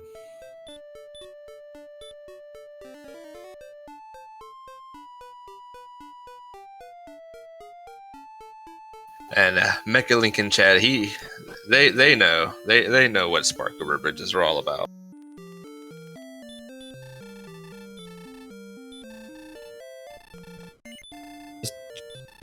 Just to the southeast of Garenham. Okay, that's where the tablet and jerk cave are. The rainbow drop cave. Yeah, southeast was we had the swamp cave, we had the tablet cave, and we had rainbow drop. So everything kind of falling in order there, as the swamp led to Hawksness, which wasn't necessary, but we haven't seen what golems have yet, so having a flute in the back pocket is probably going to be handy here. Then there was also Mountain Cave, which led to Stones.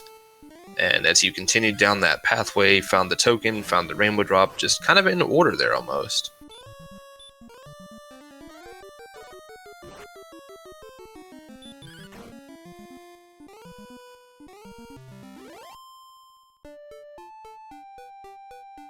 And we actually see some dark navigation going on Simbu's side. Certainly not a favorite thing to do, but if you know your way around the maps, it's definitely possible to do.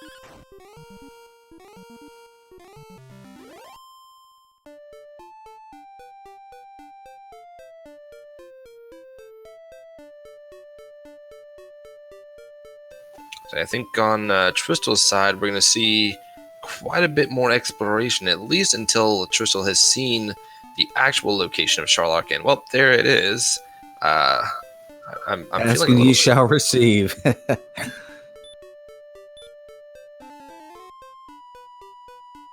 I think that's the third time I've made mention of Tristal looking for something, and then he instantly finds it. And that, ladies and gentlemen, is Trislock.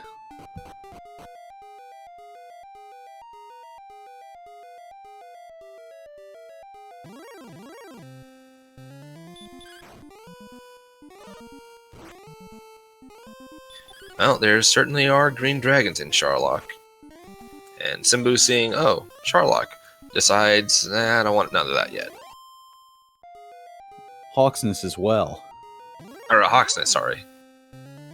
It's the Freudian slip thing. You see Charlock on the right side, and you see him enter in, and I apparently hear thunder. That's a little worrisome.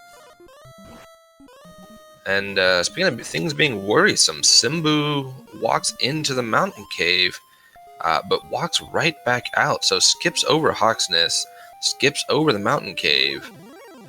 So not sure what Simbu's plan is. Oh, and look, there's those golems.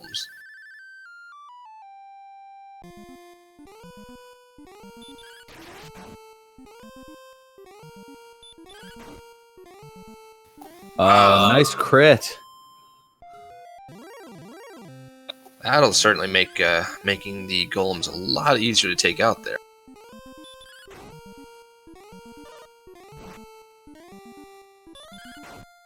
So here's level 12 on Simbu's side.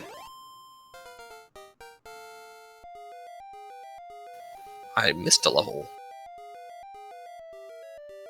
And level 14 on Tristal's side, not to be outdone here. And another big strength increase of 10, getting Tristal ever closer to what would be the ideal stats at least. I think one more level and Tristal just might be ready to go here. Yeah, you see a lot of the orange borderline, and the hit points are in the green. You might want to see a couple more stats get into that green before thinking of going. Honestly, with the HP where it's at right now, I'd say that Tristal could even make a run for it. It'd be risky, but it would be doable.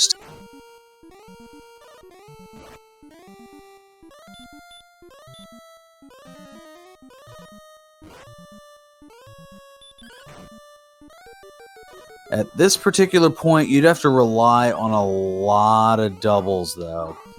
I mean, 126, you're looking, oh man, at an average of 6 to 13 per attack. So, wow, that's 9, that's a little less than 10 damage per attack. So, you're looking at, I'm just trying to do the math here. I'll get back to you on it. 17, I think, just to guarantee a victory.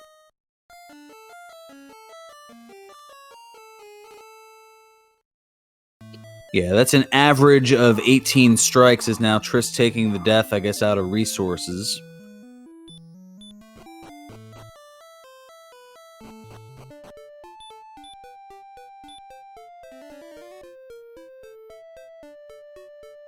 Yeah, using no MP on the way down, exactly 11 heal mores and 18 attacks. Yeah, 14 is definitely not the level, but it might be close. I mean, it's close, definitely, but I don't think it's the level. No, it would definitely not be the ideal way to go, but it is doable.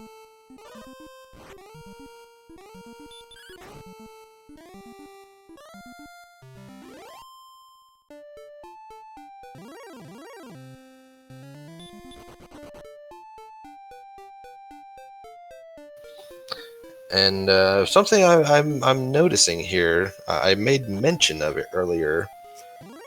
At level 14, we do not have the returns. If level 15 stats are enough to do it, and no return spell shows up, those wings that Tristal's holding on to could definitely come in handy for an easy trip to go home back.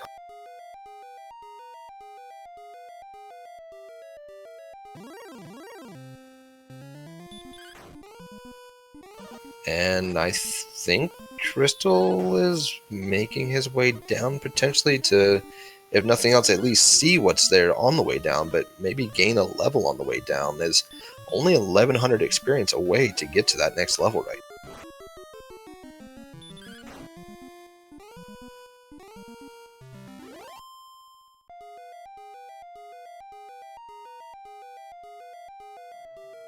So here comes Simbu on minimal resources and picks up the Stones of Sunlight.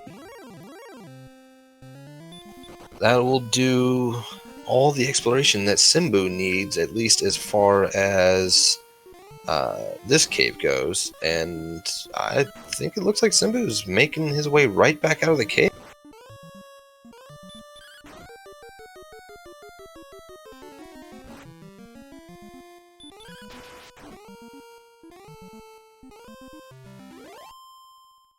That's a sight to see. Stoneman doing 2 damage.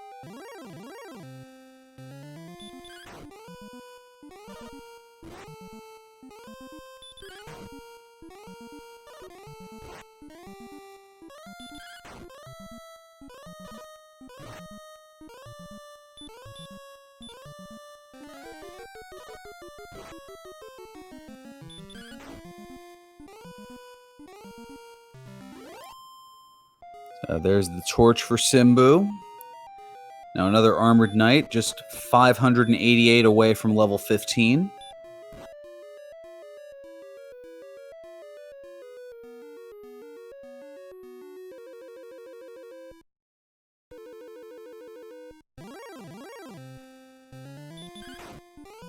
Appreciate you picking up for a moment there. I had to deal with a very scared, barking dog at the various rumbling of thunder and lightning. Ah, poor puppers.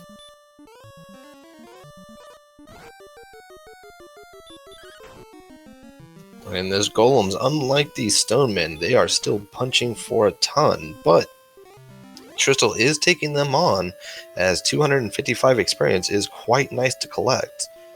2 more of those, and that'll be level 15 for Tristal. And Simbu here actually will be picking up the last chest in the mountain cave in just a moment. And I wonder if a gold grind is on Simbu's mind.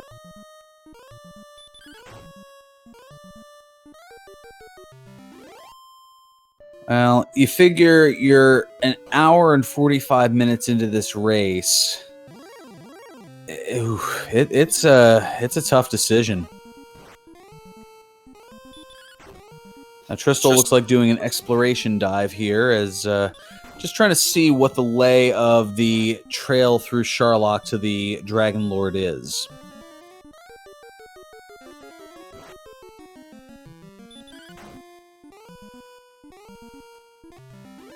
Well, there is level 13 for Simbu, who is going to be loving that HP increase, but is also going to be seeing that exact same thing that I was just looking at, which was a 0 agility increase.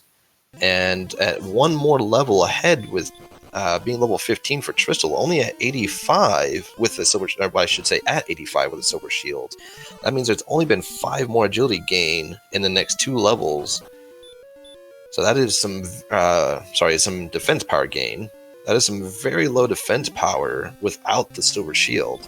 And we do see the outside and return spell at level 15, so no need to go to level 16 for the return spell at least.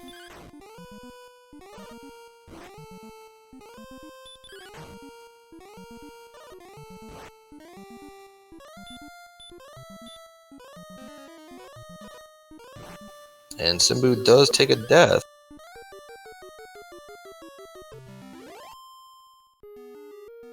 And a gold grind we will have, but first we have to pick up the sword Magidrak. Very important item. Yeah, it's a very important tongue-in-cheek item. So here comes the gold grind for Simbu. Here comes the money indeed. Going up to 14,800 to pick up the silver shield.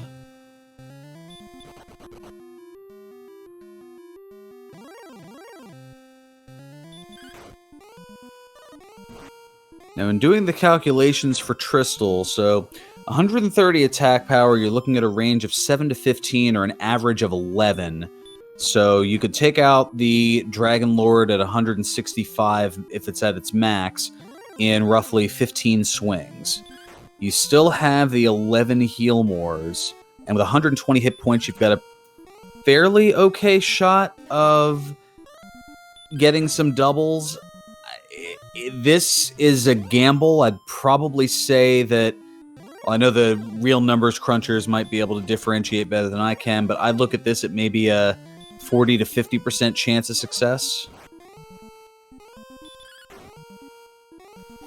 So you're saying there's a chance? I am saying there's a chance. Whether Triss goes to 16, and I have a feeling if that's the case here, is already up to 8,500 and something and just mauling on these red dragons. So I think 16 is definitely on the mind of Tristal here, as that more than likely being the go level. I'd have to agree that if I were in this, level 16 is where I would want to be with what the stats are. But being almost 2 hours in, I mean, if you had the opportunity to get back your full resources, I would say making an attempt at 15 or trying to get 16 on the way down would be definitely something on my mind. And I think we might actually get our fighter's ring here, unless it is still hiding down in the last chest at the bottom of the grave.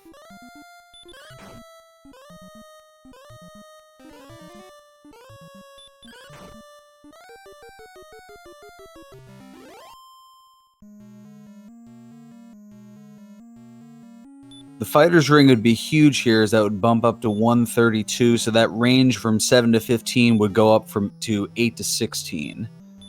So we've got an herb, we've got a dragon scale, we've got a magic key, we've got another herb, another magic key, and there's the fighter's ring.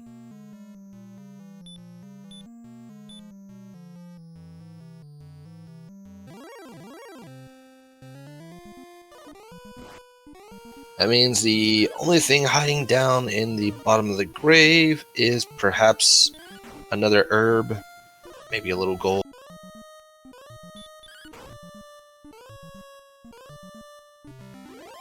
Well, it looks like the 4 herbs have been found, so it wouldn't be that. All 3 torches were found, so it wouldn't be those. Both fairy waters were found. There would not be a second cursed belt, Jerry Gamer, just because there are up to 2 cursed belts, but they can be replaced by the fairy flute or the token. Because Erdrick's token was in the chest in the tablet cave, that replaces what would be the second cursed belt. And I think we actually will get our definite answer, as Simbu is going to dive back into the grave, knowing that there's only one more chest aside from the ones that are in the grave to be found, and is banking on these 2 being the one that the token is hiding in, rather than having to search that last chest for the tablet key.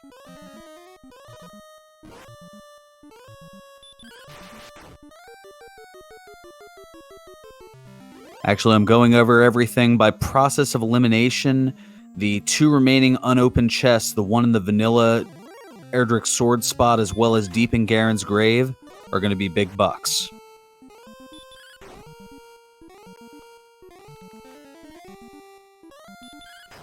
It's not often you get to know what's in every single chest in the game without having to actually go and search them, that is. Well, thankfully I have a little chart that not only keeps track of what was found where, but also what things remain.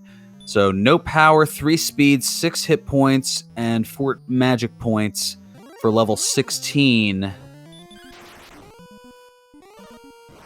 And a golem at the guardian spot. An excellent move. Oh, for only 73. Not the best of levels, but I have to say at level 16, it's about as good as it's going to get here. I think 16 is the go level. Yeah, you did at least get an extra heal more out of that, so we're looking at 12 heal mores now. 14 attacks on average to take out the Dragon Lord. You've got 12 heal mores, and you have the potential for doubles with 126 hit points. And now you can get hit for no more than 48 by a melee from the Dragon Lord. So I think that, yes, this is definitely the level.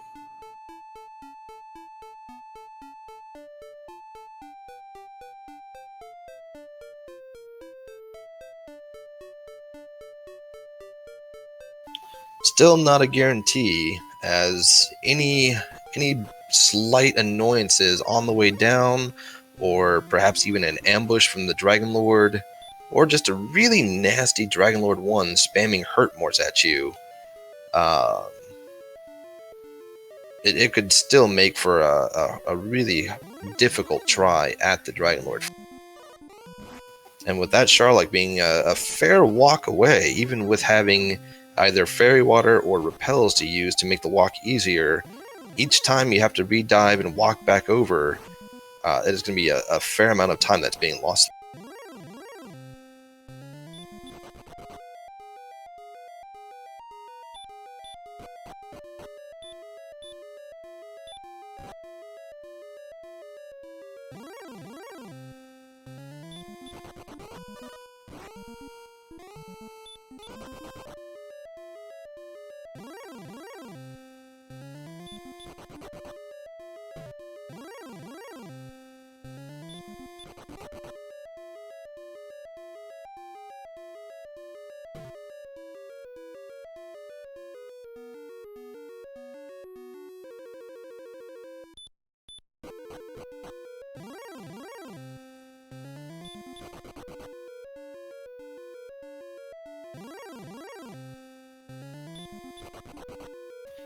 And there's the big bucks at the bottom of the grave for Simbu, and a long walk ahead in order to get back out if you don't die to an enemy to make it a little bit more efficient.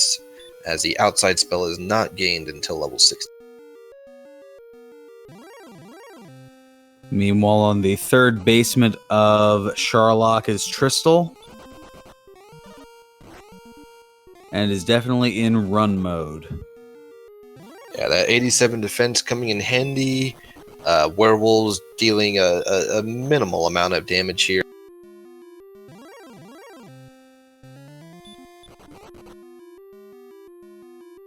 Yep, thanks to that defense breaking, the most that a werewolf can hit for is 15.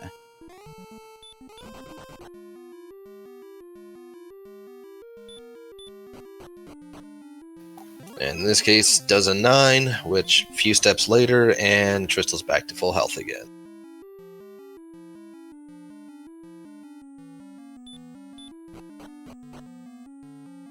And Simbu might be getting that death warp after all.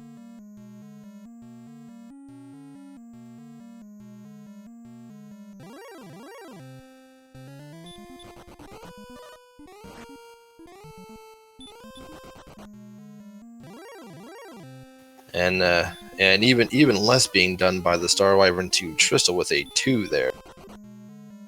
Unfortunately, the Red Dragons not going to be defense broke anytime soon, and they will still be dealing their full damage.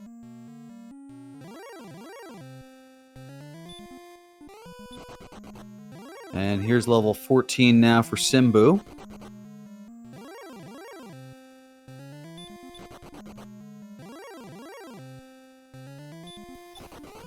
And that'll get Simbu's stats up all into the orange with the green HP still, of course. And Simbu's going to see that the stats are getting there, but we'll definitely still at least need one more level, if not 2. And also needs the token. And also still needs to find the token. Along with the cave for the rainbow drop turn in, or rather trade it.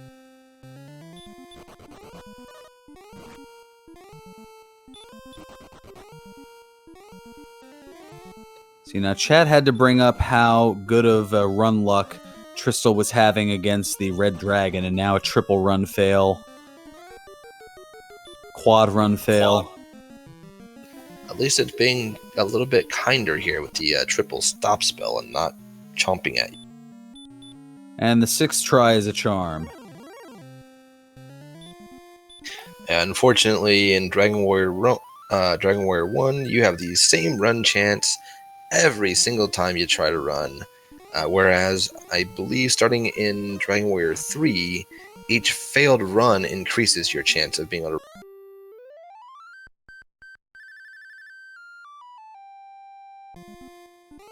And the Golem choosing not to stay asleep here.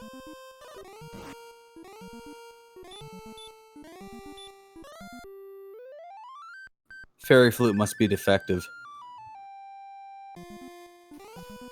Well, I mean, an Armored Knight probably stepped on it, while he was guarding it there.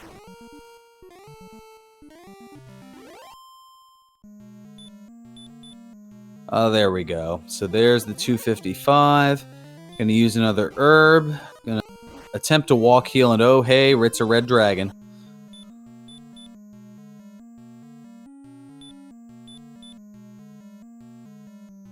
And Simbu back to full MP and HP after exiting the grave. Gonna get back to the exploration and is quite close to where Simbu needs to be.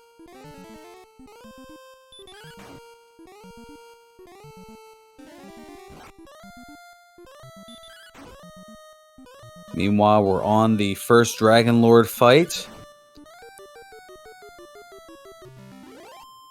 No more herbs to utilize here.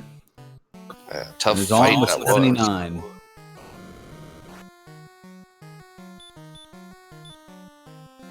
Thankfully, no ambush though. So we're starting off with an 11, just slightly below average. There's a 14. We're up to 25. Gonna have to use another heal more.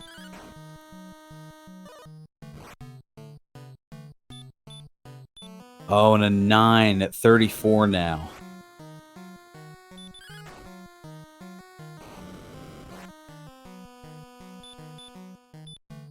Up to 45. Remember, the Dragon Lord can have anywhere from 150 to 165. Oh, and a min roll of 8. We're up to 53. Tristal thinking about it. Decides to go with the heal more, though.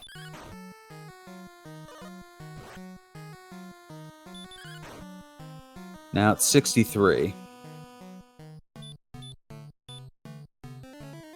72. We've got one double there.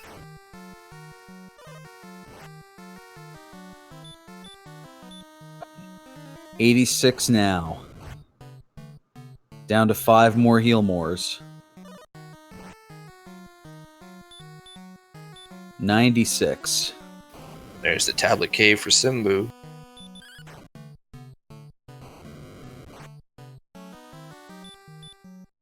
$106.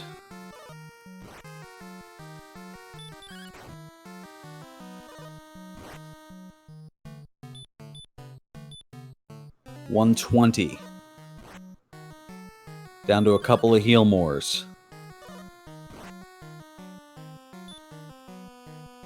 $133. Tristal was thinking about it again. 48, but no. Yeah, good choice there. That 48 would have didn't him in. 147 down to the last heal more. We've got 2 hits. I don't think we can miss here. There's 160, and that'll do it.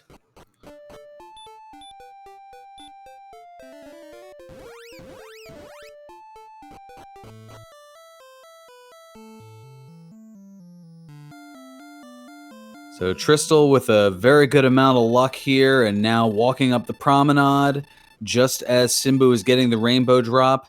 That is going to do it for Tristal. Get out your GGs in chat, as Tristal is going to win this race with an official SRL time of 2 hours, 1 minute, and 50 seconds.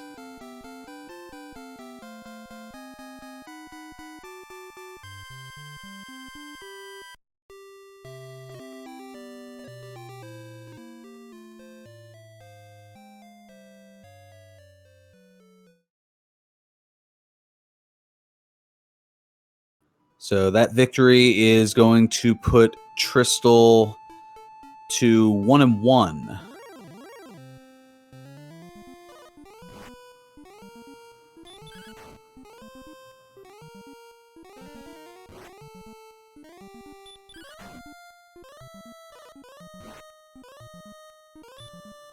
Simbu, meanwhile, will fall to 0-2 and run into a little bit of an uphill battle to, at this point, make even the play-in tournament.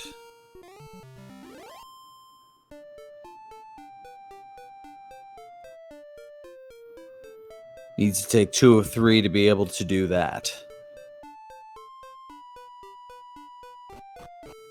We have Tristal in the green room here, awaiting to be brought in, and we'll go ahead and do a post-race interview. And there he is. Tristal, congratulations and GG. Thank you very much. Oh, the Tristlock was definitely with you on this one, even though it was a very frustrating seed, I can imagine, overall. Tell us a little bit about it. Yeah, well, from my perspective, there was definitely both sides of that Tristlock coin, because the beginning of that seed was just so brutal over and over again. That is the most deaths in a DWR seed in a very long time for me. But there wasn't much to be done about it, really. Just the the Ghosts and the Magicians both killing you right off the bat at the start, and no useful spells until, well, no spells at all until 6. I would say, actually, Stop Spell was very useful that seed. And then the Charlock was really interesting, because the encounter rate was off the charts, but I was also getting insane run luck. And I was actually able to keep all my heal mores all the way up to Dragon Lord, which was crazy for how many encounters I got compared to my agility. So yeah, Tristlock, I guess, saves the day in the end there. You mentioned the high amount of deaths. There, it looks like by our count here, you had 27 deaths, but Simbu ran to a lot more challenges, up to 40 and counting. Oh wow, that is brutal. Wow, ouch. Well, thanks to Trackers, commentary, and chat for keeping up on the COD counters for us, because, wow, is this a battle. Yeah, that is a new feature added to the 2019 tournament, the ability to keep track of the deaths as we go along here. What kind of ran into issues for Simbu was there were 2 separate occasions. Actually, pretty early on, Simbu was trying to get a huge exploration advantage and was 1 step away from Rimmel, but ended up dying to, I believe, a Red Dragon and a Star Wyvern, respectively. Oh, that is pretty brutal. Yeah. Although getting keys, I'm not sure was super relevant, unless you had also found Garenham by that point. It was really all about Erdrick's armor, and I figured that was kind of the fulcrum on which everything rested. If I got the armor first at an hour or so in, then I was probably in really good shape. And if Simbu had gotten that exploration advantage and found Cole way earlier, I was in deep trouble. The one I was really worried about was I somehow found Breckenary before Cantlin.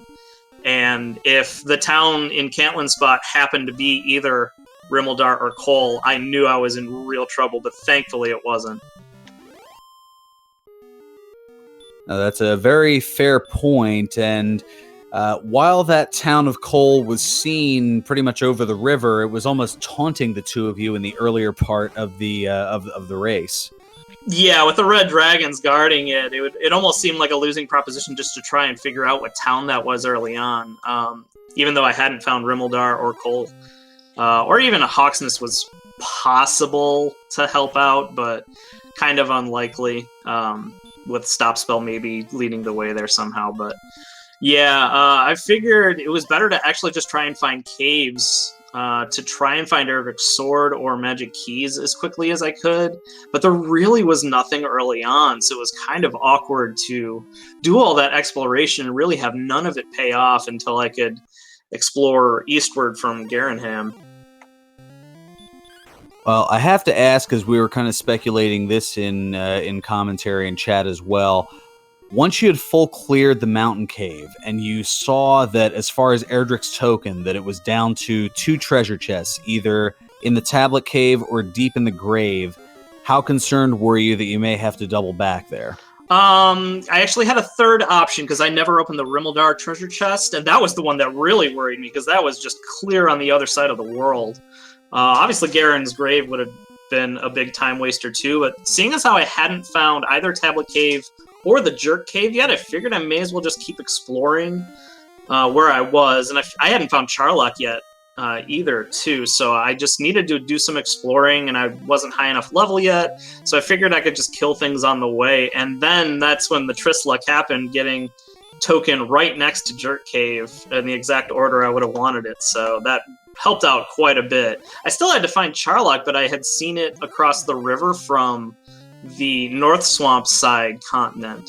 So I had an idea of which part of the map it kind of had to be on, and then I ended up going right for it and found it. So that was kind of cool too, just to be able to get that preview. We got 2 of those, both with Cole and Charlock being across a big river, so kudos to all those involved in coding the new map layout. Yeah, the new layout certainly providing the challenges with the rivers that definitely make the paths a lot longer and more winding. Yeah, it's certainly interesting. I didn't really do any practice before the tournament started, so there's a few things that are new to me too. I haven't come across the new Death Necklace formula being relevant yet. Although we got pretty close here actually, because I had 126 HP. Yes. So yeah, I mean that was pretty close. But with the amount of power I had, I was actually, I think, better off just hoping for more doubles on the Dragon Lord fight than actually equipping it. Now that was pretty much the plan here. Like, don't even think about the Death Necklace. You had 132 attack, 8 to 16, an average of 14 on the Dragon Lord, and you had 12 Healmores in tow. So, yeah, unless you had really bad Tristluck or the opposite of Tristluck in terms of the rolls on the Dragon Lord, it was a very winnable fight, which it certainly was here as you're here in the Victor's booth. By my math, it was average 12 damage, right? Because 8 to 16 halfway is 12, unless the math on that has changed since I last started playing. Oh, no, average of 12 per attack, but an average of 14 attacks to take out the yeah. Dragonlord. Yeah, I mean, I kind of had to hope for good Healmore rolls and good Dragonlord rolls. I was worried that my agility was pretty low, so I wasn't actually going to get a lot of double attacks. If the Dragonlord starts swiping me for 45 damage or whatever, then, you know, the doubles kind of go out the window. But I did, I made it down to the last Healmore, and I needed all of them too, so... Yeah, pretty much used up every one of my resources. No herbs, nothing. Got a lucky stop spell out of Dragonlord 1, and Dragonlord 2 didn't ambush me. So I made it with, what, 1 extra attack, maybe 2 to go. So you needed all of it. Yeah, we saw you pause a couple times there on 48 as well, debating if you should take the chance at 48.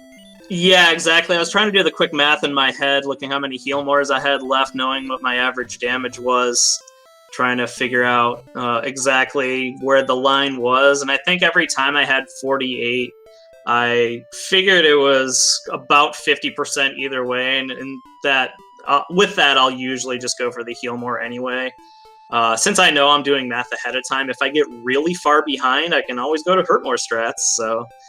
I'd rather do it that way, and I mean, you can't really say that's how the RNG would have worked out, but one of the times I was on 48, he swiped me for 48 right after, so... I did notice that that's the second one that he did indeed hit you for 48, which, I mean, yeah, you can never really tell if that's what would have still happened, but it at least makes you feel good about your decision to not take the... Yeah, and even just knowing that's possible with the agility I had, you know, that does factor in a little bit to whether or not you should heal more. It's not just a, 12% shot of getting fired for 48. It's 12% plus a slight percentage chance of getting swiped. I don't know actually know what the agility threshold is for staying at 48 or below. I don't know if he could have hit me for 49. I think I was either right there or 2 agility below. If I remember, I had like 74 agility or something like that. Correct. You had 74 agility, so with your 87 defense, the most you could have been meleeed for was 48. Okay, yeah, that's about what I thought. I couldn't remember for sure, though. And just a note on Simbu's side here, for the 3rd time in this race, 1 step away from a town, ending up taking a death, this time to an armored knight. Yeah, that's pretty gross. That's, yeah, the enemies in this seed, though, too, just, I mean, this was not Dragon Warrior, this was Dragon Wizard. Everything seemed to know Sleep, or Hurt More, or Stop Spell, thankfully. I mean, you just saw all the spells all the time. DL2 Breath as well. And speaking of Wizard, I don't think we ever actually saw an actual Wizard. I fought a couple on the way down to Charlock. I was already defense breaking them, so they were pretty easy. I don't think they had anything. They were like the one easy enemy down there. Well, that's not true. Actually, Stonemen were surprisingly easy too. I tried to run a couple times and had bad luck running from them, and then they just kept casting Hurt, so I'm like, oh, they might be 75% to cast Hurt, so this is actually a good fight to take if that's true. And we saw the stats up a little earlier here, and for the Wizard, yeah, there was no wonkiness, no spells, no skills, just punching and punching some more. So with that defense breaking, yeah, just easy peasy, taking damage anywhere from 0 to 14. Yeah, this was a really tough seed to navigate in terms of figuring out how to balance exploration and leveling, just because the beginning was so rough. I mean, it pains me every time I have to grind to like level 7 or level 8 on just this terrible stuff. Thankfully, I found the warlocks that boosted quite a bit. I wouldn't have wanted to kill however many magicians, like 20 magicians, just to try and get to the next level. So Warlock sped that up a little bit. I was able to make good use of Stop Spell there. Absolutely. Now, meanwhile, Simbu is in Charlock and is making the dive at level 15, but is running into his least best friend, the Star Wyvern, with that Diet Wombo combo of Sleep and Hurt More.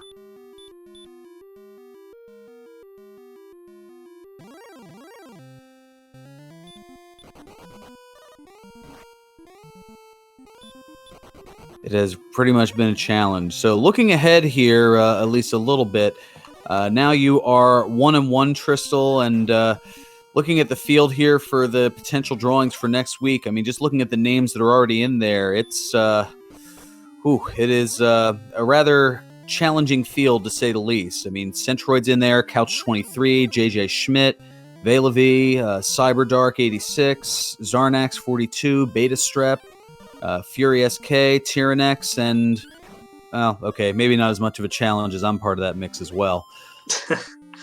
Well, I was looking over my shoulder the whole time I was in Charlock here, and even a bit before that, too, because, I mean, I had finished in 2 hours, and that is a little extraordinary for a seed, even one that starts out like this, so who knows, maybe if Simbu found a metal slime early on, that pushes him a half hour ahead or something, right? So who knows? Anything can happen at Dragon Warrior Randomizer. There's no, easy matchups here at all. I'm sure nobody wants to get paired against me in 1-1. I don't want to get paired against most people in the 1-1 bracket either. So, that's what Randomizer is all about. Funnily enough, I think Simbu did find a single metal slime, but was only able to do 1 damage to it before it ran away. But I think that was also about an hour. Yeah, I was almost feeling kind of grateful that I hadn't found any metal slimes, because it just made it less likely that he had found metal slimes as well. There's always that sort of heartache. I'm sure he had plenty. He probably thinks I killed a bunch of metal slimes. If he didn't find one until an hour in, maybe he's thinking, oh, well, he found one super early and then just crushed his way in. That didn't happen to be the case. I did not see a single metal slime, but yeah, that's always, that happens literally every seed in Dragon Warrior Randomizer, I feel like.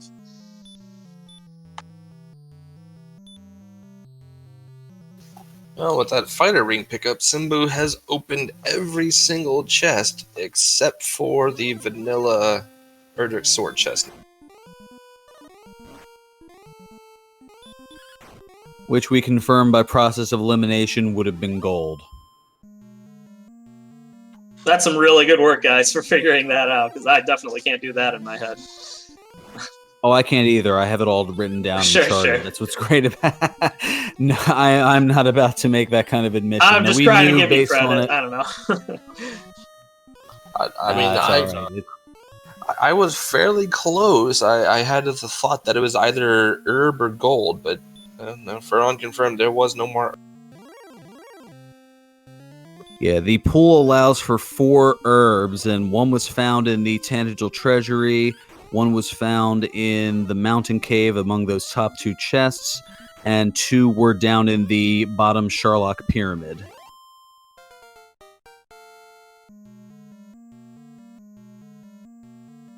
Alright, and here is level 16, and Simbu has held on to all of his MP. Now he's out of herbs. So with that 1 less heal more, it is, and now kind of hurt. Well, actually, now is out of herbs. I was a little ahead of myself. But on the 7th basement of Charlock, and oh, there is the Red Dragon, the Fun Police. And is going to opt to fight it.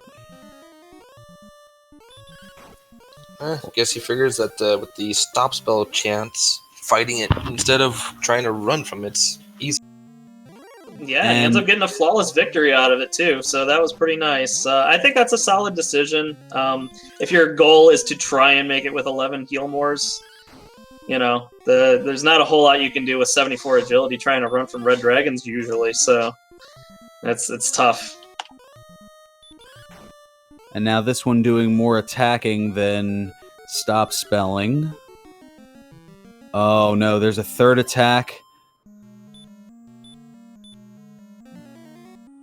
Now, no herbs is going to have to use using a heal. Yeah, really smart play here with the extra MP overage from your MP mod 8.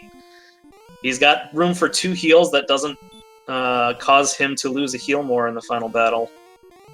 So he'll go in with 11 if everything goes right. So now it's a little dicey because you figure 14 total attacks on average. You have 11 heal mores. You got to hope for at least a double. Yeah, and another problem is no herbs for the DL1 fight. Sometimes you can get lucky and have it stop spell you a couple times. So yeah, you're going to need to roll fairly well here to get through everything.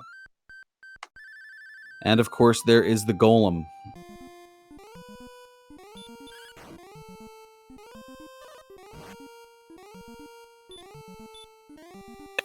And that golem's being about as nice to Simbu as he was to Tristal.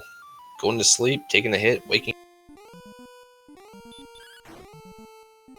I'm telling you, that Armored Knight had to have stepped on that flute, and it's just gone out of tune.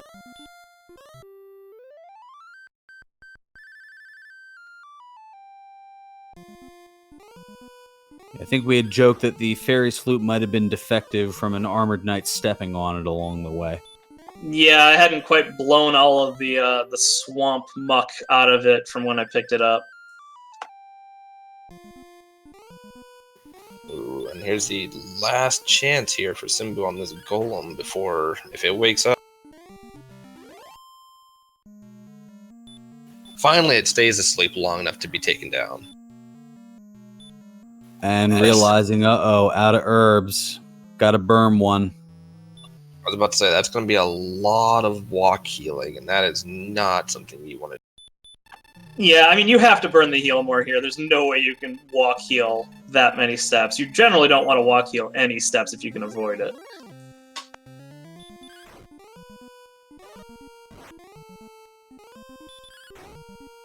So here we go. 47 to start. Just kind of tunnel visioning your way through at this point. And not a very nice Dragon Lord 1.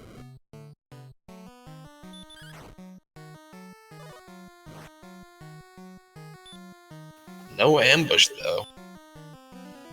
So a 12 to start. You got to heal more here.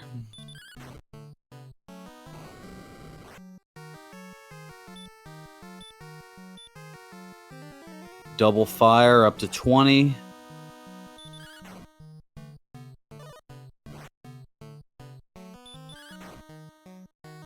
$31. There's a double. 42.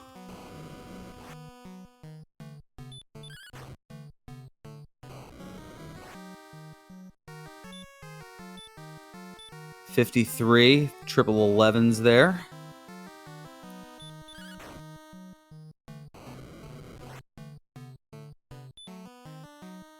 $66 now for Simbu.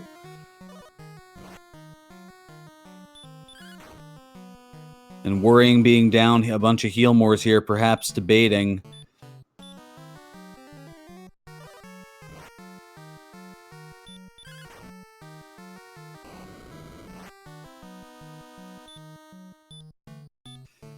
Up to 88. We are quickly approaching hurt more territory here. Oh, and a 9 as well. So 97. Got the double, though, so up to 109. But now 3 heal mores left.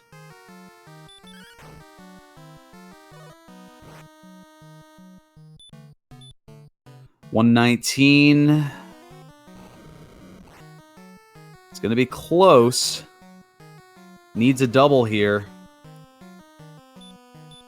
Oh, our big hit there. 134. Last heal more. That'll definitely Needs a couple of biggies here. He's got a shot. Oh, no. Oh, 143. Last attack. Oh.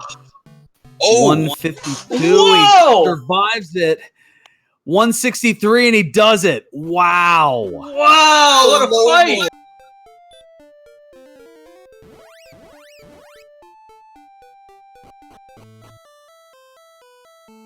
on the last possible attack, thanks to a very low roll on a melee by Dragon Lord 2.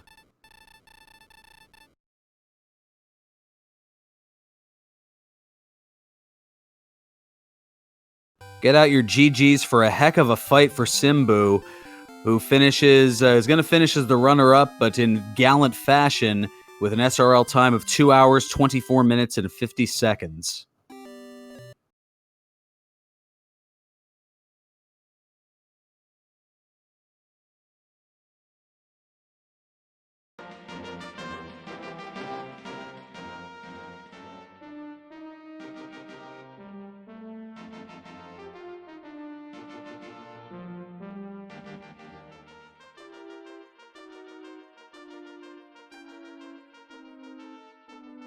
Now, to give you an idea, with the 87 defense, the Dragon Lord could attack for anywhere from 24 to 48. So it almost min-rolled to give Simbu that one last chance.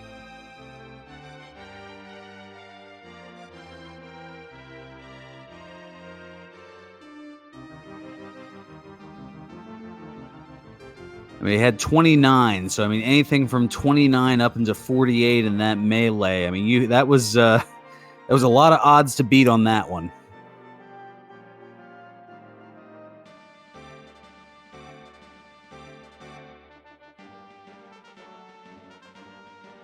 And our restreamer, Captain Green 7, saying, yes, he was owed that last bit of luck, and he most certainly was.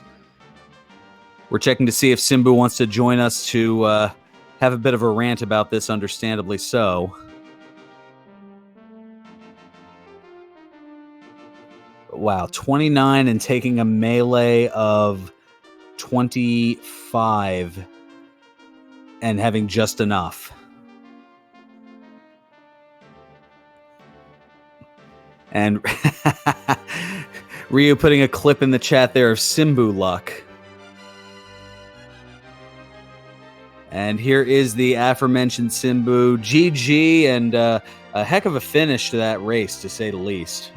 Yeah, that was pretty close. It was just one of those situations where it's like, I don't have very many choices, so let's keep on pressing A and hope for the best. Yeah, we were going over the numbers here, and the melee that the Dragon Lord could have attacked there, the range was from 24 to 48. You had 29 hit points, so anything 29 and up, and you would have been dead just before that last hit. So very low odds to be able to roll. I think it rolled for a 25, almost a minimum roll to give you that one last strike. Yeah, it was definitely close. I was halfway contemplating casting Hurt More with my last MP, but it was just in that range where I thought it's probably slightly better odds to go for a final couple swings. So luckily it paid off and I didn't have to walk down there again. Yeah, plenty of walking going on in this seed, and a lot of that was due to some misfortune earlier in the seed. From what we saw, 3 different scenarios that you were one step away from a town and then ran into something that just sent you back to the castle. Yeah, that was not very fun. I think that might have been... Was that Remoldar? I'm not 100% sure. The town in the bottom left, it's just... The first time I got there, I was one step away, and here comes a werewolf. And then the second time, I think it was a Star Wyvern that put me to sleep and killed me. And then another time, we just had a lot of really nasty enemies that I was having a whole lot of trouble running from. I know that every time I went left, here's a red dragon. Every time I went north, here's an axe knight. Just was really difficult to get out of the starting area, and maybe I should have tried grinding a little bit more. It was just really hard because we had 64 MP and heal more, and it's like, I should be able to go places, but no one wants me to go anywhere. Yeah, the Star Wyvern's particularly nasty later on with the sleep as well as the hurt more. and Hurtmore being problematic in the early game with the Ghost and the Magician, I believe, as well. I don't think the Magician had Hurtmore. I think it just had Sleep. I know the Warlock, or the Magician only had Hurt. I think it was Sleep on the Warlock, which was... No, the Wolf. The Wolf had Sleep. So Stop Spell was able to help with that. I think the Ghost only had Hurtmore, but I never saw it cast Sleep. Okay, yeah. There were so many things that those enemies had in the early games. They all are a bit of a blur. They're all kind of blended together. Yeah, Scorpions with Dragon Lord 2 Breath. It was quite a few things that were not wanting to die. Alrighty. Well, this seed was rather challenging, to say the least. Any last thoughts here before we go ahead and wrap things up? No, for the most part, I think I played pretty much the best I could. It was just maybe a couple indecisions on when to grind and when not to, but it's going to be interesting rewatching to see what Tristal did and how exactly he tackled that very difficult start.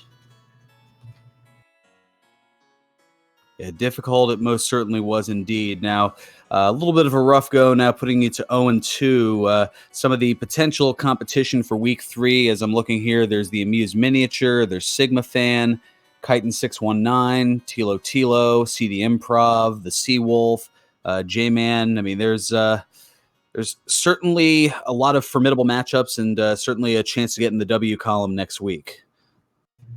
Yeah, it's going to just be rando's going to rando. We'll see what happens.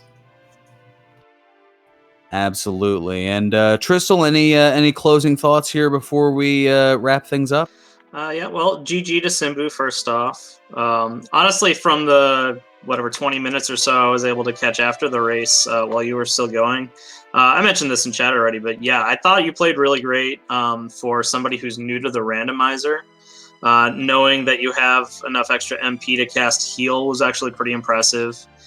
Just a lot of minor decisions, using your herbs when you could to make sure you could try and survive. So honestly, I expect you to bust out of that 0-2 bracket and be a menace looking to get into the playoffs in round 5 still. So good luck to you for sure. Yeah, thank you, and good luck in getting your next 2 wins to go to the playoffs. I'll try my best. Yeah, looking forward to it. A lot of action still coming here over the course of the Randomania networks, as well as RPG Limit Break, as we make our way through the 2019 Dragon Warrior Randomizer Tournament. So I want to thank the folks behind the scenes here. Make sure to give both of our runners a follow, as they gave us a fantastic race tonight here. Also want to thank behind the scenes Captain Green 7, our restreamer, and doing double duty. He had to head on out due to some IRL things, but RyuSeishin handling the tracking as well as co-commentating with me. Alongside all of them, I'm Fearon Burgundy, saying until next time, may your moves be excellent and your seeds stay classy. We're now going to throw a raid on over to Randomania, where we have the quad matchup going on, Jay Coper against Sparkover and Game Boy F9 against Edgeworth. And we've got Smashy and Tilo on the call. Should be a good one. Have a good night, everyone.